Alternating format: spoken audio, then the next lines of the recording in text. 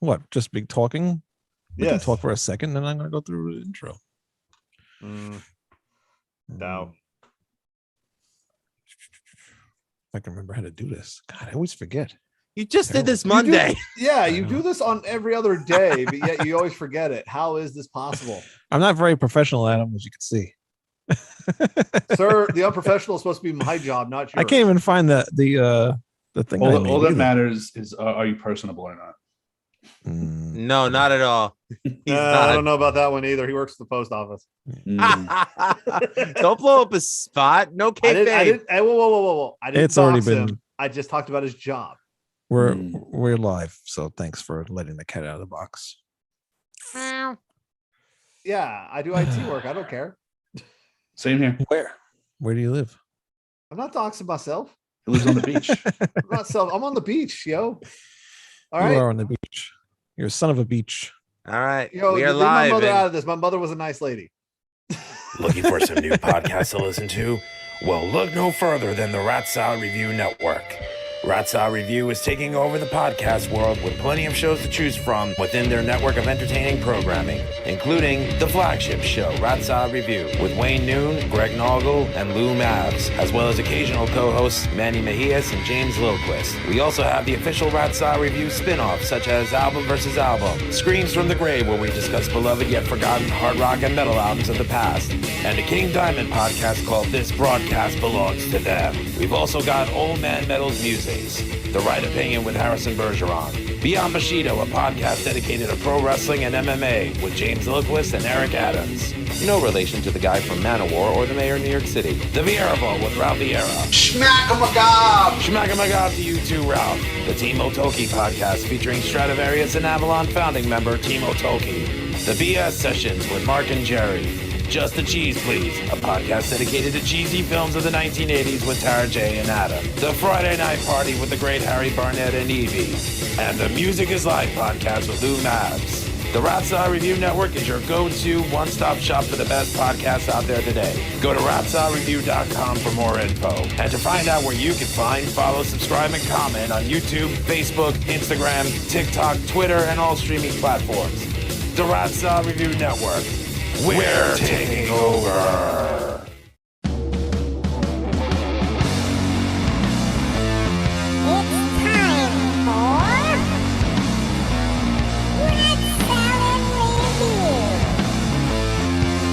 With your hosts, Wayne Noon, Greg Noggle, and Lou Mavs.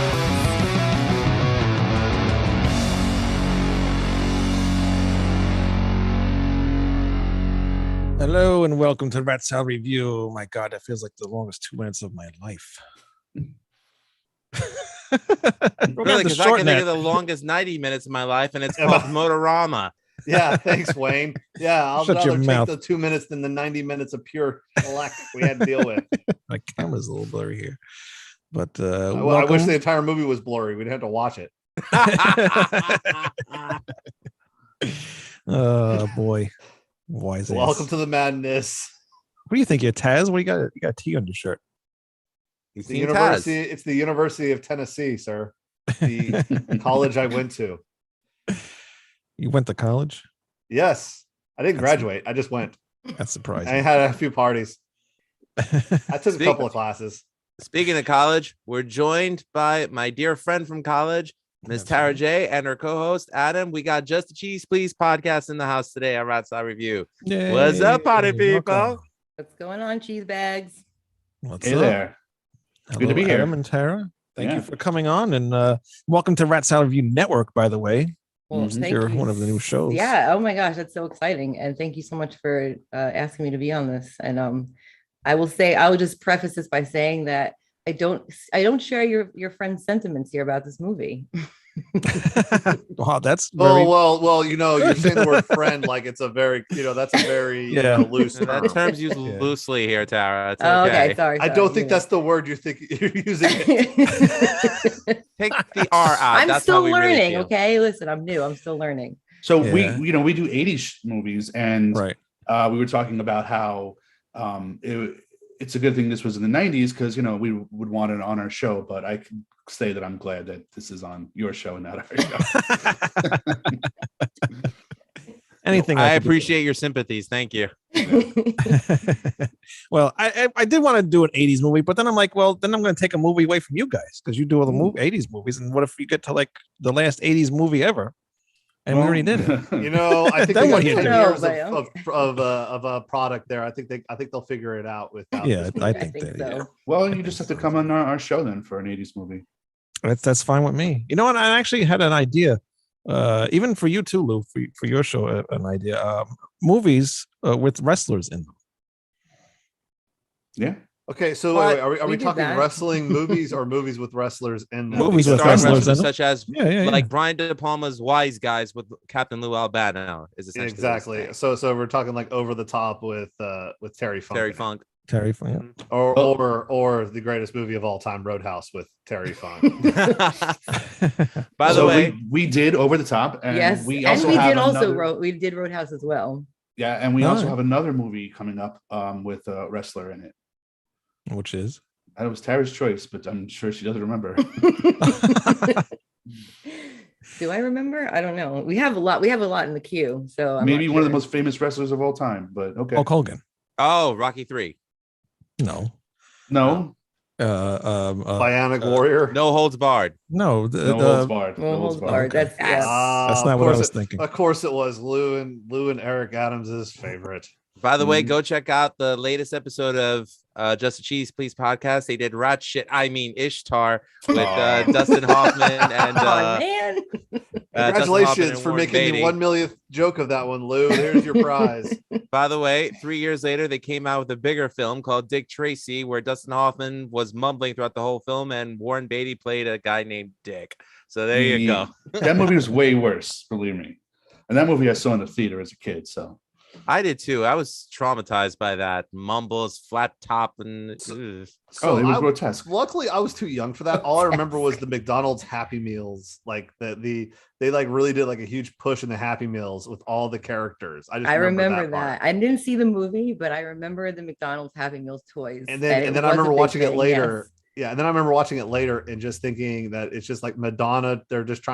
They were really trying to skirt that literally and figuratively the nudity laws there in the movie.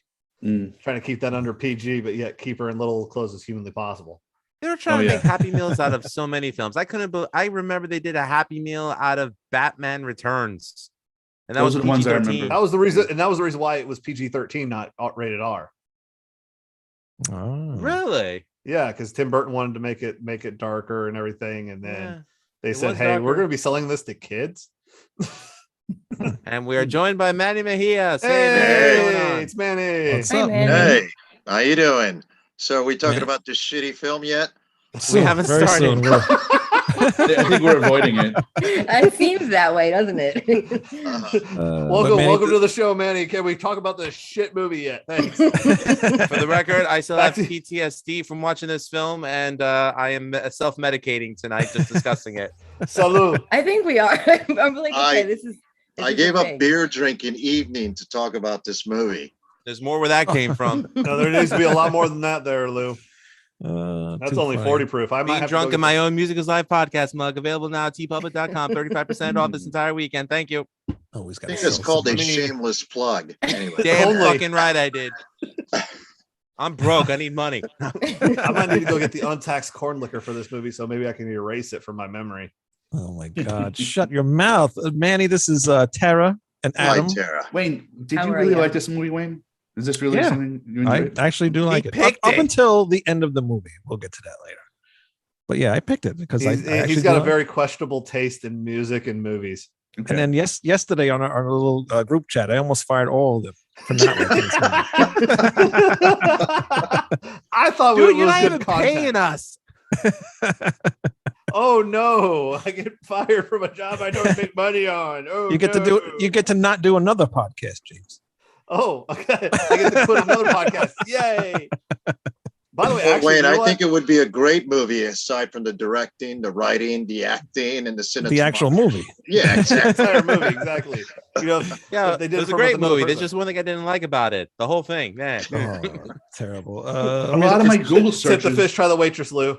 a lot of my Google searches, I was trying to figure out how they convinced all these people to actually be in this production. Cocaine and hookers. Wayne, Manny asked that question the exact same way. Wayne, what was your answer to that? Mine was cocaine I and don't know. Oh, hookers. those Lou's, yeah. Yeah, I was gonna Cocaine say, and I hookers. have an answer for that. I was But, looking for interviews, and I've never heard anyone who's been in this movie give an interview about Would it you? or their decision. Do you want to admit it? No. But I have to say, my one observation I had about this is that the poster is literally Drew Barrymore, and she's in it for 2 seconds. Yeah, not Maybe that, 20. so. I think 25 seconds is actually being And when being nice because she's barely in the movie. Wayne, when did Wayne this movie come recommended out? 1991. 91 or 91. Yeah. Well, No, it no, was no. 91. It No, was no, filmed, 93 93 was released. 93's terrible film was National Lampoon's Senior Trip. Mm. Oh yeah, so Yeah. this was I don't like remember that. The fact that Drew Barrymore was so prominent on the marketing was the reason why I was like, this movie's probably not that bad. It's like, seems like Well, it pulled some Oh, big wasn't names. this the height of Drew Barrymore's cinematic comeback? Well, No, this was before This Poison was Ivy. before. It was a little That bit before, another yeah. wonderful film. She's 15. We'll do that one in this, next. By the way, she's 15 years old. Really? Yes, she was 15, and I've seen a wow. lot of people say like, "Oh, the one good part was the part with Drew Barrymore in a bikini," and it's like she's 15 years old in this movie. You creeps. Straight to jail. Straight to jail. Well, what movie we are actually talking about? Greg's supposed to come, but he's having problems with Zoom, so we're just going to start. Yeah, We're he's talking. It doesn't even mercifully- come up on here because of the screen. Damn it! You can't see the DVD I have in my hand. Oh no, you have to Oh, take out God. the background. Oh, Oh, no. well, too But I bad. actually So sad. own The one the person DVD. who bought it. I Put it haven't. over your face. Where did I literally see this? bought No, it it. won't work. It won't work that way. You bought this Uh, movie. I mean, the money you could have wasted on something completely other than this waste of a movie. You decided to spend, and you probably spent top dollar on this. So you probably spent like $5 to $10, here we didn't go. you? Motorama. Is And that a as you can Blu-ray? see- Because No. the Amazon Prime version is a VHS transfer. Yeah, You no. tell this me, is- like the You know what? the It's graphics, better. the It's jingling better credits. that way. Yeah. It's really. it looks better that way. I'm sure it does. Well, just so you know, I have called this movie Motorola about 17 times already today. So if I say that, pardon me, excuse me. That's for some reason Motorama. I don't know. Just saying That's it's all going right. to come out. No Both had disappointing products launches sometimes. I'll correct you, Tara. It's Kyocera. That's what it's called. Oh, be careful with that joke. That's an antique, Lou. They're still around. Yeah, still in around. printers. No. And flip phones, right, Tara? Yeah, absolutely. I mean, everybody here has a flip phone, don't you? Yeah, okay, that's why I'm doing the show on. Flip phone. Right on it. I think that's what they filmed that movie on. Anyway, go ahead. it's very possible. You know what? I But, think it would have been better cinematography if they did shoot it on cell phone. But we got Tara and Adam from the show Just the Cheese Please, and their shows they review cheesy movies from the 80s, and obviously Motorama is not from the 80s, but it's from the 90s, and I picked it, as you can tell, because everybody's laughing at me like I'm an idiot for picking this movie. But I picked it Rightfully because so. yeah, for some weird reason I've been wanting to watch this movie again. I always think about this movie. I don't know why. I just do. I like the whole thing with the kid driving the car, and we'll get into the rest of the movie later. But I just You wanted must to watch enjoy it. the sound of cats getting strangled. Yeah, it is a very beautiful sound. Have you ever heard? Don't that? say that. Tara loves Oh. cats. No, I do too. I have a beautiful cat upstairs. But why would you even bring that up? Wayne, sometimes I feel like, sometimes you drive the conversation down further than the gutter, and then sometimes you surprise me and make it even worse. Yeah, that's what But I the do. That's what I'm idea best at. of a kid driving cross country would have been fine. I don't think that's what Right. made this movie bad. I mean, No, that no, no. The sounds like a concept good was premise. fine. That's You know? the least of its problems, definitely, for sure. I mean, this was Right. this movie came out right after Flight of the Navigator already came out and showed that kids doing cross country movies was popular. Right. Yeah, fun fact, we were going to do Flight Navigator, and we watched it, and we were like, this is too good. I like We- it. we- I like It it is. too much. I couldn't Awesome. No make one fun have of anything it. funny to say It about is this the most movie. It's too underrated good. Disney movie of all time. It's I great. still prove me wrong. I never More seen than it. the See, I'm Black not a movie Cauldron? guy, so I've never seen it either. Oh no. I okay. I love the Black Cauldron. However, Flight of the Navigator is much better. Is it on Disney Plus? It probably should be. I Flight of the don't know. Navigator probably is, right? It forget where we might watched it. not because of I Paul don't remember, Rubin, but but- that's about it. Oh, Pee Wee. Oh, Yeah, Pee Wee's or in Pee it. Wee Herman.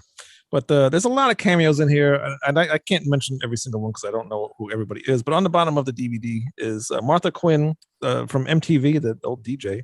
Mhm. I did Flea. not recognize her. I didn't either. And then when it came at the end of the movie, I think it showed who was who, and I was like, oh, I recognize her right away. She was a bank teller. Yeah. Yep. Flea, Michael J. Pollard. That he's I can't remember what he's from, but he's one of the guys. Star He's done Trek. stuff. Yeah. Yeah. He's He's in a Streets of mechanics. Fire. He's in He was in I Come in Peace. yeah, he was in I Come in Peace. He was in Peter Pan movie, I think. One of the Peter Oh, that might be Hook. where I I think he was in recognize Hook. This, Yes, he was. The sad thing, he just passed away. Meatloaf. He's actually in this movie. Drew Barrymore. His name was obviously. Robert Paulson. Yes. Yeah. Garrett Morris, and of course the main actor Jordan Christopher Michael, who's Oh, really but good. you're forgetting Jack Nance. Jack Nance. Thank who's you. that? Yes. Jack It's Nance. not listed. I said it's is- not listed on the Oh, bottom. it's not on the back because it's actually listed when you look it up, and he's actually credited as the second or third person. He is he was in a lot of David Lynch things, so I'm a huge David Lynch fan. John Deal is also So in no it. wonder you like this film. I didn't say I liked it. I don't have the raging hatred that the rest of you seem to have. Well, it's not so much hatred for the movie; it's hatred for Wayne at this juncture. is that But what just it is? Yeah. It's I don't have that either. Yeah. Not yet, anyway. So Not yet. Well, You don't know yeah. me yet. Give him time. He'll work we on just it. met, so we'll see how that goes. Give it some time. Yeah, you just got take- John take Deal one. and you got Robert Picardo for Star Trek fans out there. Mhm. Huge And Star John Trek Deal from Miami Vice. I was like, Stripes. yay! It's not Switek. Zito. That's who we played Zito, on yeah, Miami yeah. Vice. Yeah, that's On my the favorite show original of all time. series? In the original series? Yes. He was the original, yeah. Okay. Yeah. Yeah, I remember the original series, but I didn't watch it that often. And he was in Stargate and he was in Stripes. Yeah. And now he's on unemployment line because he was in this movie. But anyway, No, he's dead. Actually, He actually Oh, passed is away he? there, man. Here. Good one, Manny. No. and he was also on the Shield. So Oh, that's right. Yeah. All right. oh, Agents of Shield or Shield? no, the No, the- Shield with Oh, I don't know what the hell. Michael Chiklis. Oh, that show. I hated that show too. Anyway, go ahead. Oh, that's good. Fireball. No clue at all. So Thanks, I anyway, hated there's, it. there's tons of cameos from just random people in this movie, which is kind of cool because they were all doing something funny and stupid anyway. But so I thought that was kind of funny. But this movie starts out, there's the kid's parents are yelling, and this kid must be like a really good welder because he's going crazy on making this thing, which you don't find out until a little while later. But then you see him get into his car and he's running away from his parents because obviously his parents don't get along, and he just wants to get the hell out of there. The father said he wanted to kill him in the Yeah. He cradle was when he was strangled younger. him in the crib. Right. Yeah. Yeah, so he lived a pretty messed up childhood. So I Yeah, can't he blame lived, he him for lived wanting to the get away. typical white trash. Hi, I'm white trash, and I'm in trouble. Sponsored by Pabst Blue Ribbon. For I thought John Waters was writing the dialogue at first. I think that would have been more entertaining. No, that would have been actually good. Go ahead. I was like, but though, it's amazing that the film shows the confidence of the cast by having the casting director listed first and didn't even include the cast in the beginning credits. I thought the same thing, Lou. I was I like, know. wow, they don't even have the people that are in the movie. It's all the actual, just like the producer, the director, everyone except the cast. Well, And so that's very odd. That's kind I of bet that was more for unorthodox, memory's no? sake, because you probably were sitting there going like, I hate this movie, and you're sitting in the movie theater going, I can't believe I spent this money, and you're probably like trying to make a list of who you need to hurt for watching Well, this film. But do we know this movie even went to the movie theater? It did. It it did. did. All right. It made a Okay, I didn't grand know that. total of $5,000 opening weekend. And made a total of 13,000 gross at the box office. I mean, That's part of pretty the good. fun. Part of the The fun reason was the seeing. casting director was listed first because that is a hell of a casting director who can get that many cameos for this film. So I'll give him props. And that Yeah, is and true. That is Part of the true. fun was seeing who was going to pop up next, and we forgot Dick Right. Miller. Dick Miller's also in this. Yes, Yeah. Dick Miller, Yeah. famous Roger Corman character actor. Gremlins. Yeah, from Gremlins and Gremlins Yep, too. I couldn't And remember his name, Terminator. Mhm. Yep. But what else happened here? Oh, so he ends up driving to the bank and he cashes all his money from his piggy bank or whatever. And like you guys said, the teller was Martha Quinn from the MTV. And did anybody recognize the guy in the background touching the vault? I guess No, nobody who really was that? looked. I don't know who. It wasn't anybody, but he was Some just. He was like random dude. standing in the background. He was looking at the vault, but like rubbing it down and like just acting like really weird about it. I guess nobody saw that. No, actually didn't No, notice I it. guess that'd have to be on the second viewing. I'll never do. Yeah, no, you go back and watch it. It's Watch the whole movie again because you need to pick up the little nuances. I hadn't watched Yeah, the I movie think the you do. first time. There's not enough. I'm gonna wait football for in the world director's to make me cut watch to this. rewatch it. I'm gonna need commentary for this or something else to keep me distracted. she refuses to count his change, which is not something that banks do. I mean, right. when you roll up your change, they don't unroll it right there at the counter and just count them again for you. I mean, that's not how they weigh it, and then they take your name. And if you I don't know, if you screw them over, then they contact you. Boy, that's too technical for I this would type say of film. There, dude. there's so many things that are so insanely ridiculous. Like one thing, why does nobody even consider the fact that he's 10? You Yes, read I the was going to get to that. And Nobody even he's Nobody- just this and they're like, sir. And if somebody says, "Do you have kids?" I'm like, "This is a child. What are you talking about? What is going on right The now?" creepy dude at the hotel going, "You have any girls in there?" He's freaking 10. He He doesn't can't even know reach that. the counter. He can't Wait, reach wait, the wait, counter. wait. Sign crap. If this kid was from Florida, that's a legitimate question. All right. keep going. Okay. That was definitely Arizona or Southern California setting. So no. While Yeah. using Dutch currency throughout the That's- entire Yeah, film. Can right. someone The please only explain entertaining that? part was seeing the money going, "That's not real money." yeah.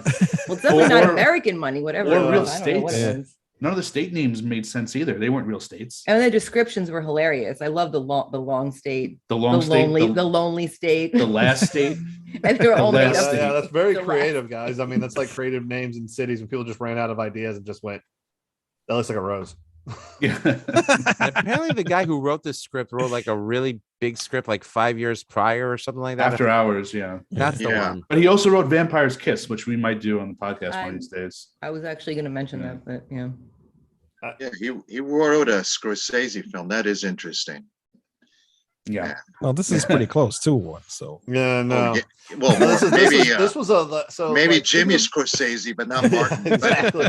Stop I mean, talking. this was like somebody had watched a bunch of Twin Peaks and just decided, "I'm gonna make a kids movie with Twin Peaks." I Yeah, have but to say, I actually have to say, James, I was thinking, it sounds like it. I almost exactly what you thought. It was almost like a 12-year-old watched a David Lynch movie, and they said, "I want to do something like that." And the way that it's written is the way that it's like a 12-year-old would write something. There's no continuity. He just, his tire blows out, and suddenly he's at the garage. How The only- how do you yeah, get the to the only- garage Right. without a The wheel? only- The only But thing it's I just- say that is different is that it wasn't a 12-year-old that's normal. It was a 12-year-old on crack with ADHD making the script. Oh, come on now. No. That thing made no dang sense. There's But a it's- dead body yes. 1 second, and he's driving, and there's a dude with a kite. I mean, No, I David agree. Lynch. So it was like I mean, again, I love David Lynch. I'm not trying to insult, but I just felt like it was somebody that liked him that just was too kind of immature to get the nuances of what it means to be Lynchian, and it was just not. It just didn't work. It was kind of like those kids' drawings that you see on the internet. People kind of make fun of them. It's like a kid drew a cow or a car, and what it would look like in real life. It's like the concept is there, but the execution is absolutely awful. But you kind of feel like you know what they're talking about. You know what I mean? That's kind of how I felt about it. Well, you're right. This did feel like an execution. I'm sorry. Go ahead, Adam. No, I was just gonna say, I don't know if they were trying to be obtuse with the meaning, because maybe we can get to the meaning later on if you don't want to talk about it now. yeah. But I Some don't. meaning.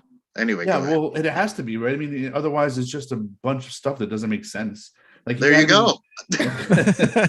Like there has to be a meaning, right? good job. He's got to be trying to say something. I mean, that's what artists do, right? They try to say something. I don't understand what he was trying to say. So, Adam, I think that's I am cute bad that you at call this this. guy an artist, but go ahead. I am bad at this. I don't need to be. I need to do another line of work, is what the guy was saying. but this isn't a writer. This isn't one person who wrote and directed. This is someone who wrote it, someone who directed it, and someone who produced it. So there's like multiple people buying into this concept of this movie. Well, Yeah. crack was still Kind of big in the interesting. 90s. Yeah, I guess so. There were drugs. If we're judging this on artistic merit, then Surf Nazis Must Die was a fucking Picasso painting. That's all I'm saying. You kidding? That was Exactly. directed by Orson Welles compared to this. But go ahead. Wow. Well, after the guy was done filling up the vault at the bank, we see what he was making, because he gets in the car and you see that the contraption that he made to reach the pedals, the little I don't know what the hell you call it, the boot thing or whatever. Yeah. Okay, yeah. And then he gets to the restaurant, and again, like you said, Tara, no one bothers to ask, or wonder why this 10 or 12-year-old kid is driving a car. It's very strange. Well, first of all, he's alone and he's by Right. himself, and nobody questions it. And Yeah, they where's his actually talk to parents? A him. kid walks into a freaking diner and orders a coffee, and With nobody money? just goes. Right. Did you see how This is excited they wrong. were for the car to pull up? They're It all was like, like, the right. hills, "Oh my it was god, like there's the a hills have car!" eyes people. They were like, oh, getting all weird. It's like, what is that? What is this town? Yeah, it's like they were stuck there. Right. I And got you a have the feeling this. drunk guy that fell on the floor, and they tossed. I didn't understand that at all. I don't understand the teens having sex other than the gratuitous nudity. We didn't get to that of the yet. 90s. We will Yeah. get to Oh, he's excited for the boobs. that. Yes. Well, Yeah, in all it the was- seriousness, this movie probably had a decent script, and budget cuts cut it down to what we see here, probably. Well, yeah, maybe from all the hiring of all the famous actors or whatever. Or, Well, they must have done that as a Once- favor to the director, the producer. I mean, What that- parts do you think were cut out that would have made this movie make more sense? the beginning, the middle, and the end would have And been nice to then- cut that out. First, second, and third act. In this diner scene, they literally spent 30 seconds showing two guys dragging a third guy through the dirt and throwing him in a river, which has nothing to do with anything else. in the Never movie. ever Nothing. came back ever again. Never Yeah. came back again. Yeah, I was Never like, anything was done. That's why I sit Budget there going, cuts, I'm like, those is this a actors David had to Lynch go. movie? Is that movie that part right there? That they don't do no payoff to anything. I'm like, that's a David Lynchian thing. There was Right. one Yeah. name in the Yeah. credits that I couldn't believe was there. Which is The music was written by Andy Summers of The Police. So I Oh. have not been able to Cocaine's verify a that. hell I of a saw that drug. too. But that's true, huh? It was Andy Summers. I mean, music- I listened to the guitar parts. I'm like, holy shit, that's Andy Summers. I being a guitar player Mm. and a police, well, I'll say it, police nut swinger. I have no shame. I They're can a tell good that was band. Andy I don't know Summers why, I don't playing. know why you're getting mad about that. They're a great band. Also, Thank They were you. a great band. Range War with Lee Ving, who's played Mr. Body in Clue, was did some of the songs for this soundtrack as well. Yeah, there was a song from Fear on that, right? Fear or It's Range War, but it's basically right. it's Fear. Yeah, it's country version of Fear. Mm-hmm. so there was a budget somewhere to hire these people. Go ahead, Wayne. But yeah, like Adam said, I mean, like maybe that guy that they dragged out of there, maybe he was the original guy that wrote the movie, maybe, and they were getting rid of him to make their own script, Maybe They would Even have done symbolic better. in I that way? mean, which became this movie. I mean, I understand 1991 was a crazy time, and they had the blockbusters, but I mean, there were cheesy movies that were fun in this year. I mean, it has Nothing But Trouble, which is one of my favorite films, even though I know it's cheesy and silly. I love Dan Aykroyd and John Candy. But you know what? This movie is fun too because you don't know what's coming next. After all this, it's movie crap. Crap is coming Movie- next. I know. but you wanna- Another scene. Of I crap actually is want to coming. see how much worse or how much more crap can we actually see. No. So this is like ICP Big Money Rustlers. Okay. I This know. is not that. I have to agree though. I kind of had to keep going because I know Adam said that it took him a while. He had to kind of stop it and do something and come back. And I'm sure a lot of you felt the same way. I So kind we of didn't come back. I really kind of wanted to know. I was like, this has to make more sense. Right. It has to be going somewhere. There's got to be more. I mean, there wasn't really, but I felt like that's what kept me coming back. So no, the ending actually ruined it for me. I mean, first of all, I thought it was Yes, just a bunch of vignettes, but I was like, Right. finally by the end, I was like starting to accept all the ridiculous premise of the movie, and then they just like I don't know, they just like undid a lot of it, and it just bothered They me. did, and then they left one thing. We'll get to that at the end too. But one thing that they left in there that really made no sense at all after seeing what the whole movie was about. But Yes. where did I leave off at? So the kid goes driving again. So he's looking for these stupid Motorama cards. Apparently nobody ever played. At this time, everybody stopped playing it. So he's basically the only one out there looking for these cards. And he stops at this gas station, and this guy is like obsessed about this kite. And I forget what the whole thing with the picture with the cop was about. Anybody remember? Yeah, he said that he was a cop showed up and he was friends with the cop and he shook the hand, and that was a big deal to him. And they wanted him to like show the fact that he was friendly with a cop on the national news or something. And he was like, no, I don't care what other people think about me. The only person I care about who thinks about me He is wanted to show God or something, God. right? Okay, yes, that's right. Yeah. So he put the picture on a kite and flew the kite. And it's like, why do you think God would be impressed that you're friends with a policeman? Makes absolutely no just, sense. just hearing you describe this movie is bringing all that pain back. But go ahead. Yes, thanks for putting contextual wise of why I You're gonna go get some more, Lou. I'm gonna need to get the clear stuff out. The guy got a bottle of Jim Beam Vanilla, brand new, ready to open. Can't see this either, but maybe only aspartame I drink is why I like this movie. You know, that might be, you know, there is a state about aspartame and brain loss. So I mean, It's could be why. But yeah, that gas attendant's just like a freaking wacko, and the kid gets afraid. You know, he asks him for the Motorama cards, and then the guy goes fumbling around looking for him, and then that cop shows up, and then the kid's kind of like freaked out because now the cop's gonna suspect, you know, how's this kid driving this car? So he kind of hides, and then he bumps into that shelf, and then he finds a bunch of Motorama cards, and Yeah, but everyone's supposed to think he's an adult, right? I mean, right, and which is so weird. I see. The cop is the only one that's going to care. Why? Right. Nobody else seems to give a shit that he's 10 and on Right. his own and driving around, but the cop will. Maybe Yeah. he wouldn't care either. So I mean, is Yeah. it weird that the sense. kid did not yell once throughout the entire film, "Stranger danger"? I mean, come on. Right. he kind of was the danger. I don't. He Yeah, was he was a the stranger weird danger. kid. We'll get to a scene later on that Yeah, you're right. He's Heisenberg. He is the danger. You're right. He's a little Heisenberg, nuts. God bless. oh, he's a little shit. I actually didn't like this character at all. Nobody did. Nobody I- likes this film. Every I character in don't- it is Why did bad. wait? Why did everybody hate the kid so much? I actually didn't. He hate untied him. that string. I was just gonna get to Okay, that. well that was He a dick is thing a to do, twerp. but He is the chaotic evil of this film. Yes. Right. Yeah. All right. Really. Regardless of how you feel about Phil as a character, I mean, let's face it, who didn't see that coming, that demise? But I mean, he didn't deserve that treatment from the kid. No. And But I I saw felt the so trailer. bad. I have to admit, Wayne, that was the one part of the film that made me laugh was Phil's face. Ah! Right when the tractor trailer. oh, Phil, the gas guy, the gas station attendant, the one that was Yeah, in the, yeah. like, at the end with the cat. Yes, guy. yes. The Jesus freak, yes. Well, I thought it was going to be because this is back when I thought the movie was going to be fairly normal, right? This is the scene that, like, I wrote a bunch Oh, of you notes poor on this- summer 10 minutes child. before No. he watched You it. poor summer Yeah, child. I wrote You a know- bunch of. I was obsessed with this scene until I realized the rest of the movie was just as batshit crazy as this. But I was like, this guy seems so dedicated to going to heaven, and Right. he forced him into a position to have to lie to the police, who he already established was his friend. I thought that was going to be something that the kid was going to regret, and that they were going to he was going to feel bad about for the rest of the movie. Right. Nope, had nothing to do with it. Nothing. If See, anything- that would have been an interesting character Well, development, but right? unfortunately, we're watching this film anyway. I Did don't know, anybody see Adam. the trailer out of curiosity? I No. did. I watched was a it about trailer? an hour ago. Yeah. Complete Yeah, I trailer. posted it. I posted it. Complete false advertising a la Firefest. I mean, you're Oh, yeah. watching the trailer, you think it's going to be a different movie. Lou, Yeah. it's no longer Firefest. It's now called the We Were Young Fest. We were yeah. When we were young, yes, Oh my you're right. God.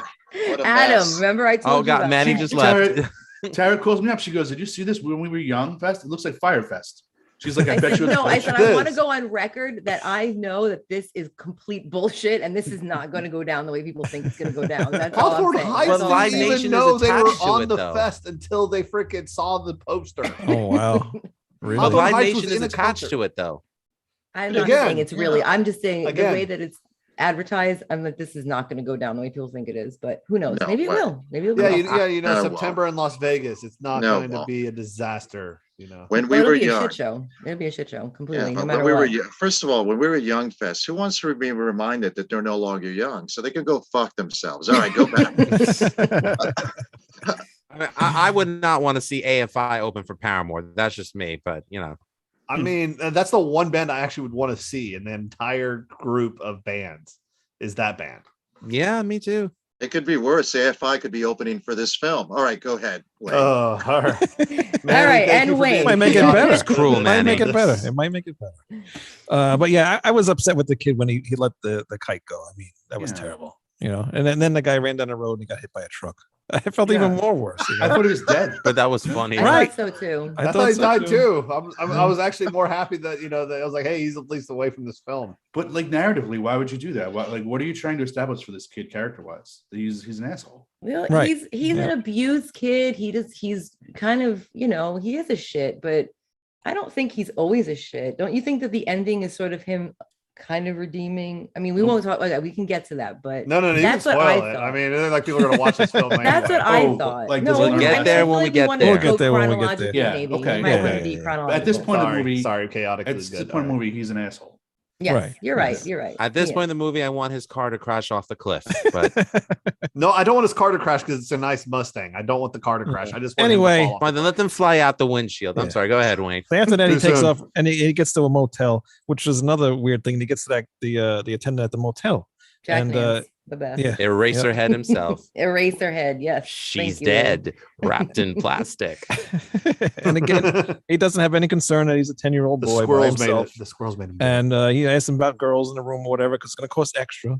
And then the kid gets into the room, and then all of a sudden the guy comes knocking at the door, and he's like, "If you see any squirrels, bring them to me." Like, what the hell? What was But that then about? the next day, is he gassing those squirrels? He's gassing the Yes. squirrels. He's He gassing. is. Okay, that's what I thought. I was like, this is horrifying. Yeah, He actually is gassing the squirrels. Oh He my is gosh. gassing the Why is he squirrels. killing the squirrels? I don't know. He apparently Because they're after his like nuts, squirrels. obviously. Well, though, I That am happy to was say so that no animals were injured on the set of this film, which is far more that I could say for any human who went through the pain of watching it. Oh, so there weren't any real squirrels in that wooden box that you couldn't see into? And you I'm couldn't sure see there into. that's a Schrodinger squirrel there. You don't know if the Okay. squirrel is in there or If not, it's- or is yeah. alive. It's strobing. Oh, So But when he left the motel the next day, there was a squirrel on the ground that he swerved but he around. didn't kill it. yeah. No, he He didn't didn't die. kill But it, this yeah. is also when we find out the contest prize is $500 million, 500 Right. million. which is a ridiculous amount of money. Like I looked it up, there was 66 billionaires in 1990, right? Yeah. So it's like Yeah. there wasn't that many people who had $500 million in the entire on the entire planet. So the fact that this Rothschild, Koch brothers, Bernie Yeah. Sanders, who else? Not just kidding. the fact that this is Pablo it's like a Escobar. ridiculous prize, and it's like it never expires. Yes. Right. Yeah, it never expires because it can never win. But nobody cares about this game but this kid apparently. Okay, and Yeah, I'm going to nobody tell you, cares I'll about just go out there and admit it. I'm the idiot that looked it up and said this was Motorama a real game.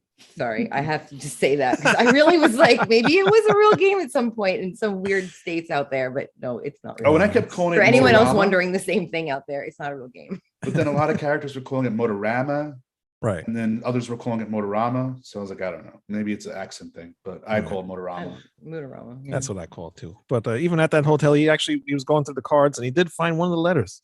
So we're kind of getting to something in this. Out of movie. how many of those cards? Good lord! I know. That, if you can't tell this is a Right? scam by that. Right. Mhm. Exactly. Well, But that's see he's that 12 this, or right. What does he 10 know? or whatever. Yeah. I was doing blackjack counting by that time. You can do math. You can tell that something's not right here. Well, it seemed like they were geographically dispersed, right? The M's were in one place, the O's were in another place. Like they weren't random. You had to go on a road trip to get. He was them in all. a lot of And he was, different and he was states. asking those questions too. He was Yeah. asking those questions. He asked that question in the garage. Right. So he was cognizant of it. So I think he was cognizant that maybe he was just being desperate trying to get money. But Mhm. Right. No, but you're right. I think he figured out that you have to be in different places to get to different letters. It's kind of like the Monopoly game at McDonald's. You always get like almost all the pieces. That And it's one just that piece, one. that one that you Well, that needed. was a scam. You know that, right? Like this guy. Well, got caught. that's right. Yeah. I watched there was a documentary about that, right? Yeah. Mhm. Yep. Okay. That's why that's kind of why I like this movie too, because it does show you that these kind of things most of the time end up being just scams. They just want you to spend more money. So at least it makes sense in that kind of a way, right? Right. at least you're getting $5 worth of gas, which is a ton of gas back in those days. 91, probably, yeah, right. Probably. I $1 a wasn't gallon, driving in 91, but I'm No, sure it was $1 a gallon. Like Oh, later on, I man. remember my dad getting mad about that. mad about Yeah. $1 a gallon. Yeah, Ooh, can you I'm so imagine? mad. Yeah, right. I paid 89 cents once in the 90s, and that was the cheapest I ever paid. I think Okay, never mind. It back was in, like 115. Okay, in yeah. New York, I was I wondering if think you it was knew like 97. For some reason, gas went below $1 and the Wow. lines were insane. I mean, it was a madness. Everybody was like filling I up. lived It out in the was. West, and My dad had a gas pump at his gas station, so I remember gas being 97 It cents a was gallon. like it was like 97. Maybe on Long Island, it was like 95. I don't know. It was Mm. crazy cheap. Mhm. Yeah, I Never got an saw anything like that 89. before or again. It was in Georgia, and the gas station was called El Cheapo. those were actually Yes. awesome gas stations. They had a they Oh, you know they have a those, yeah. borough. They have a borough as a thing. There was one in Charleston, South Carolina. I remember. Mm-hmm. Hey, what's up? Very Represent. cool. So after that whole debacle, Think then you're he better than stops me. at That's true. Tara's a Southern Belle now, no longer a Northerner. I am. Yes, I am. Ladies and Oh, gentlemen, are you the Sooth. down in Chucktown? I'm in Chuck. I'm in the Chuck. I'm sorry. I mean, Less it's- whiskey, less whiskey next time. My glass can't take it. I do that as a joke because I remember when it was I was there from 03 to 07, and I remember people like they were shooting like The Notebook and everything there Oh, and all that Christ. craziness. Yeah. Oh yeah, that bridge was on in every dang movie under Were the you a sun. stand-in for Hey, Ryan Hell no. Gosling? Yeah, oh yeah, sure. They Uh-huh. film quite a bit of things here. I mean, there's definitely a lot of filming going on for sure around No, here. I think he I played stay the out of elephant. I stay out of it though. I go to work. I come home. I'm old. I don't know. I wouldn't want to go there because the traffic sucks at 4:30 because I remember Traf- for God. It's worse now. didn't It's hear me. worse now. I bet. Way I left. worse. You didn't hear me, did you, James? Oh, I heard you. Didn't, but I This, think like it's this movie, probably for I'm the best, ignoring so. you completely. I told him he played the elephant in the. I shook my head to that. You freaking nuts. Oh, That's another film God. David Lynch directed, The Elephant Man. That was a good one. Yes, Oh, that's very good. Yeah, good. that I was a actually good do one. wanna This is put not up him. one Good tie-in. God. But the name of the gas station that he goes to, where he sees the guy with the kite, is his name Phil? Yeah.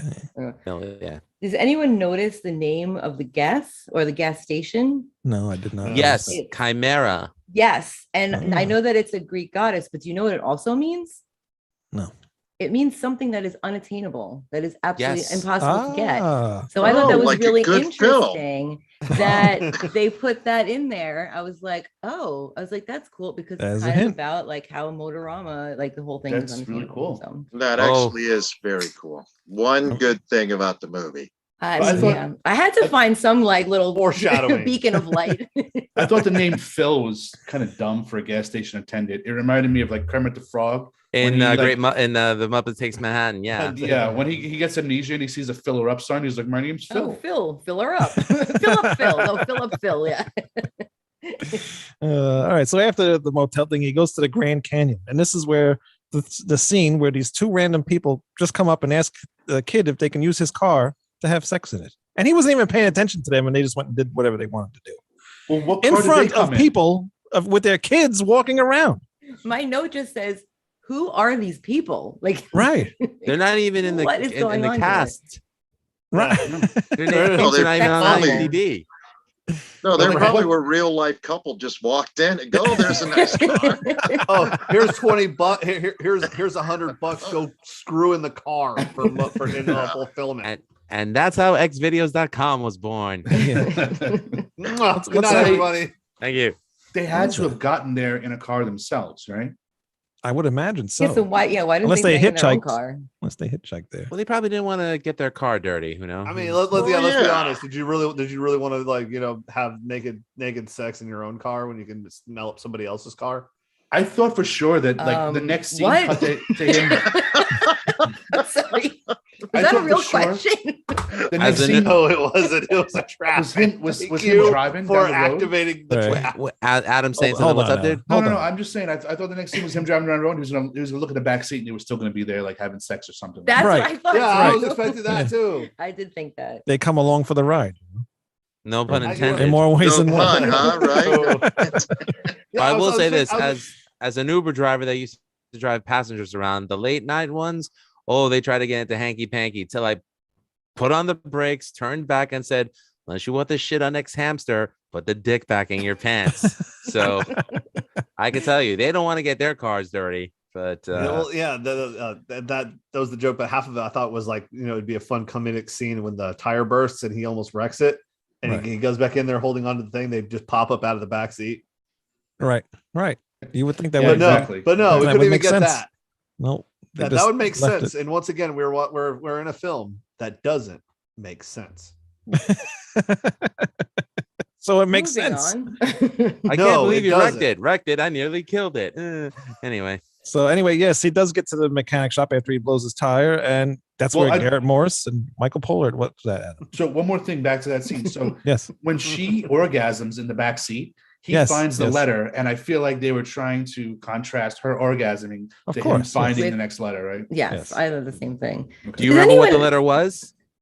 It was an O. It was the yeah. O. Oh, okay. Does anyone Simultaneous think O that there face. was a kind of disproportionate amount of outdoor peeing in this movie? There was like a lot of times when people were just peeing. Well, outside. when children. people from By New York children. say that there's a lot of outdoor peeing, there's a lot But of outdoor peeing. I'm just saying, like, there's usually in movies, you can go through a whole movie and never see somebody pee outside once. I think I counted like 6 times when some people were peeing outside. I just thought that was Too kind of bad. odd. That there Too was bad something nobody plus- odd. peed on the script. But anyway, go ahead. and plus Well, he they did. That's why we got what we got. Anyway, sorry. Wayne, go ahead. and plus they kept saying that his father was in the bathroom too. So there's a lot of bathroom. There's a lot of bathroom references. Yeah. A very good point. I'm not gonna say it Maybe they should have drowned Say this one it. in the bathtub. Say it. because this film belongs in the shitter. Oh, there I said. Oh, come on. No. Oh, you guys. Unbelievable. So anyway, he gets to the mechanic shop to fix their tire, and he asks them if they have any Motorama cards, and they give him some. And then this is where we find out that nobody plays this game anymore. And I forget what else happens after that. Nothing really. I mean, they fix his tire, and then he goes driving off somewhere else. No, he becomes the annoying kid from Home Alone 2, where he's just asking a bunch of questions while they're trying to get work done. Right. Yeah. So nothing really happens. So then after that, they fix his tire. He stops along the way to look through the cards, and then the cop pops up again, and he jumps in the other seat, and he asks him where his father is, and that's like what I just said. He's at the bathroom again, or taking He's a piss. peeing in the forest, bushes or in whatever. the bushes. Because of Yeah. diabetes. We do get a nice Diabetes, montage yeah. though in there. A montage of what? Him just scratching cards while he's driving and Yeah. And Wow. throwing him Yes, out yes, the yes. window. So Yep. annoying. I hope Sorry. they picked up the garbage after they That were done annoyed filming me. those scenes. Littering is wrong, people. That annoyed me. I mean, like, how did this casting director get Garrett Morris and freaking Michael J. Pollard, like 2 of the best character actors ever? And again, I emphasize, it was a mound of cocaine and cheap prostitutes from the Bunny Ranch. Sir, should see if we could've got one of them whoa, on. sir, about that. There are no cheap hookers at the Bunny Ranch. All right. Yeah, they're very expensive. And how would you know? Because My hypothesis- Lou, have I not told you? Oh, this that's story right. before? You grew up around. I grew up a half a mile from there on my bus route. up. Yeah. Forgot. We went They by don't it like every bus single routes? day.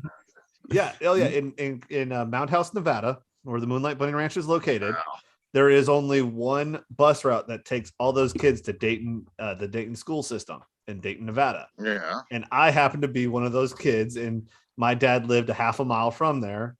And I was taking the bus. We'd have to go past Red Rock Road, which is the split off to Moonlight Road, which is where the brothel is.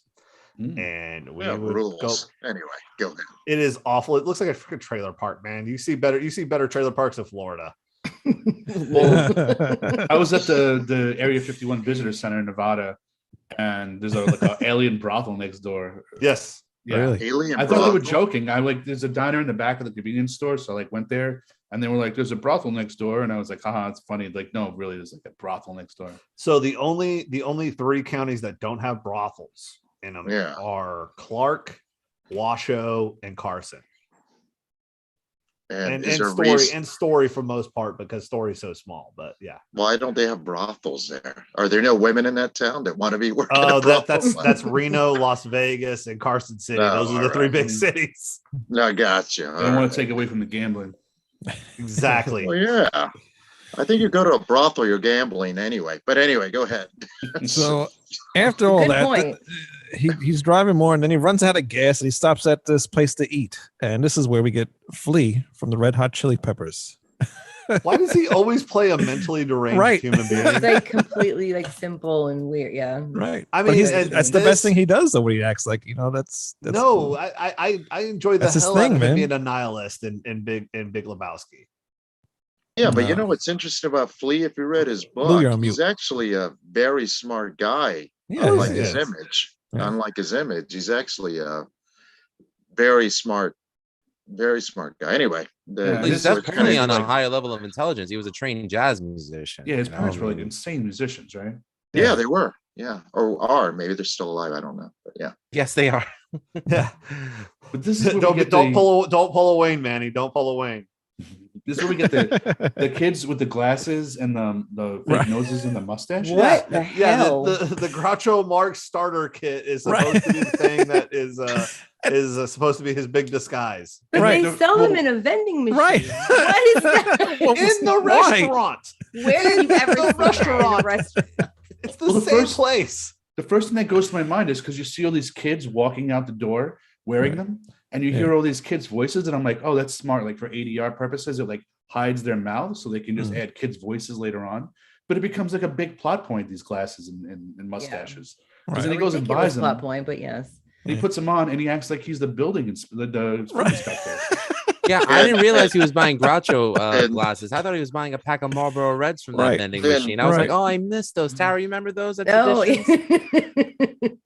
Now it's And all this- now it's all American spirit. You oh know, man. And this hipster disguise cigarettes. fools people, right? Yeah. Yes. Yeah. Yeah. Wow. It fools the cook. Yeah. He fools everybody. Yeah, including Wayne, who liked this movie. Yeah. Yeah, the whole time I'm like, oh, come the fuck on, please. This is where I was like, we're not in reality right now. I mean, No. something It's like is it's like the off. god of this world is like a flat earth god. You know what I mean? It's just Right. nothing makes sense about it. Yeah. Any flat earthers here? Yeah. That was- I knew it. I knew it. I knew it. I like the And, videos, and but- see, We're and all see not what type of reasonable movies he people. likes and see what Flat Earth is all about. Okay. At least when around Halloween, I recommended Demoni and Demoni 2. So that was a good You film. know, those were cheesy. And Maybe on your fun. round world, but on the flat world, it On the- sucks. You know, and, You're a and, flathead. and Greg did Rock and Roll, which On was a your cheesy round world. it was a cheap made film, but it was actually good. This had a budget and was awful. All I right. just do you think said this that film enough, would have been all good right? fodder for MSC3K? This Yes, is definite it fodder would have for been better. MST3K. You I know, mean, I'm the surprised they budget- never did the it. budget wasn't huge, but I have to say, like, I think that they probably spent most of that budget on the actors, Right. right? I mean, because they had quite a bit My- of people that were famous at the time, My even albeit hypothesis- for just a few moments, but still, I mean, they did not spend much on obviously on sets or Right. script costumes or any Yeah, anything writing, really. I think they basically just anything. sent the scenes that the actors were in. They were like, we want you to be in this scene in a movie. They didn't send in the whole script. So for each scene, it was like, okay, this scene, maybe it's a good movie, and this is just the one weird scene that I'm in, or something. And then like that. they see the movie and they're like, This well, is what the did I Four do? Rooms. This is not. That's Oh. actually Maybe an that's how they interesting. did it. That's an interesting perspective. Like They might they have done almost it that play way. out like vignettes, Right. then with starring the said actors. Well, But- Except it's again, not Tarantino and it's not Four Rooms. I think- and yeah. I think James and Tara and Adam are right. I think the influence of David Lynch is very strong in it, but it's just not well made. It's just terrible. Mhm. It's not, David Lynch movies aren't linear, but there's a point to them, whether it's Blue Velvet or what's that highway film? I didn't care for that one. Lost Highway, Thank you. which had a You know- killer soundtrack. Definitely. But even if you don't like the film, you can step back away from a David Lynch film and go, well, I don't really care for this film, but you can tell it's made by an artist. You can tell that there's thought behind it, And this movie, I think, took the influence, but didn't take any of the artistic, integrity or whatever word you want to use behind the Talent. making of it. I agree 100%, Manny. Honestly, that's exactly what I was kind of trying to sort of terribly, say before, that it's just, there was the idea there. They had this idea, and I feel like whoever did this definitely was influenced or like David Lynch, but the execution was just completely off and terrible, and it was just not. But I could see where they were coming from with it, you know. I do, now that you guys are talking about it. When I think it was Lou that mentioned David Lynch earlier, or James, the influence of it. Honestly, I didn't see it until you guys started talking about it. Now I think about it and I go, yeah. David Lynch, did Blue Velvet already had come out and Blue won an Velvet? Oscar, right? Yeah, guys? Blue Blue Velvet was like came out in 89, I 86. think. Oh, 86? Oh man, I'm so old. Yeah, he And did then- Maybe it was the Dune, then he 80s. did Blue Velvet, then I think there was a break in between films, and then he did Twin Yeah. Peaks. And he did Yeah, Wild which at was Heart. Wild at at Heart, that right. time he was a critic's darling, if I remember correctly. Well, Uh, Twin Peaks, well, I love the first season, and Yeah. I love the show in general. The problem is the networks forced him to say who killed Laura Palmer. The key to the show was never finding out who killed Laura Palmer. So this is what happens. How do we get into this conversation? Well, I because know. we're because This is a how because it kinda I Met Your leans- Mother situation. yeah, Got it. because Cool. it kind of Twin leans Peaks. into the influence of this film that David Lynch probably had on this film without, of course, Lynch knowing. So But But you know what it is though Twin about. Peaks I'm sorry. is Go weird. ahead. Is weird enough that like you think it's a murder mystery, and you think maybe it's linear, but you just don't have enough information. But if you knew David Lynch, you would know that it's possible that it's not linear and that it's not going to make sense in the end. And I think that when that sunk in with the audience, when that sunk in with the network executives, they wanted him to change the style, which didn't really work. Because I'll be honest, I'm not a big David Lynch fan. Tara is. I'm not And either. Part of the reason is because I like to understand what's happening and why. And I know like a lot of stuff is David Lynch has said that everything has meaning, but like he doesn't explain it all to the audience. He doesn't spoon feed it. And I kind of like that stuff to be spoon fed to me sometimes. I'll be honest. What threw me off about this film? I mean, look at the poster that Wayne has as his backdrop. It's nice and colorful. You see Drew Barrymore. The dragon there too, which I never really noticed. Oh, that is pretty Oh, cool. I it's never noticed that either. yeah, it's But that's the chimera. The the chimera. It's the chimera. symbol. Well, Yeah, actually, there you chimera go. is supposed to have a lion's head, if I'm correct. it is supposed to, but it does breathe fire. Once again, It does you're breathe actually fire, using so- proper, context and everything in this, and we're Yeah. talking Right, about and it actually has the snake's head as a tail. But you look at the film and you're like, wow, that's really colorful. And then, And you think Drew Meh. Barrymore is going to be in the movie? And you think, and we still haven't Absolutely, even gotten to that part And you yet think it's actually because going we to be haven't good. gotten out of the restaurant yet with Flea, who goes looking for all these things that this kid knows so he can siphon the gas out of this couple that comes into the restaurant. He can siphon Mary out of their- Warrenoff, out of their by the car. way, that's who the actress is. She was. And who's in, the actor? Because I can't remember his name. I know who he is. He played He's been on a lot of stuff. Yes. Seinfeld's father's nemesis, Right. Yes. Okay. Jack Yep. Clamp or something Thank like you. that. Thank you. Yeah.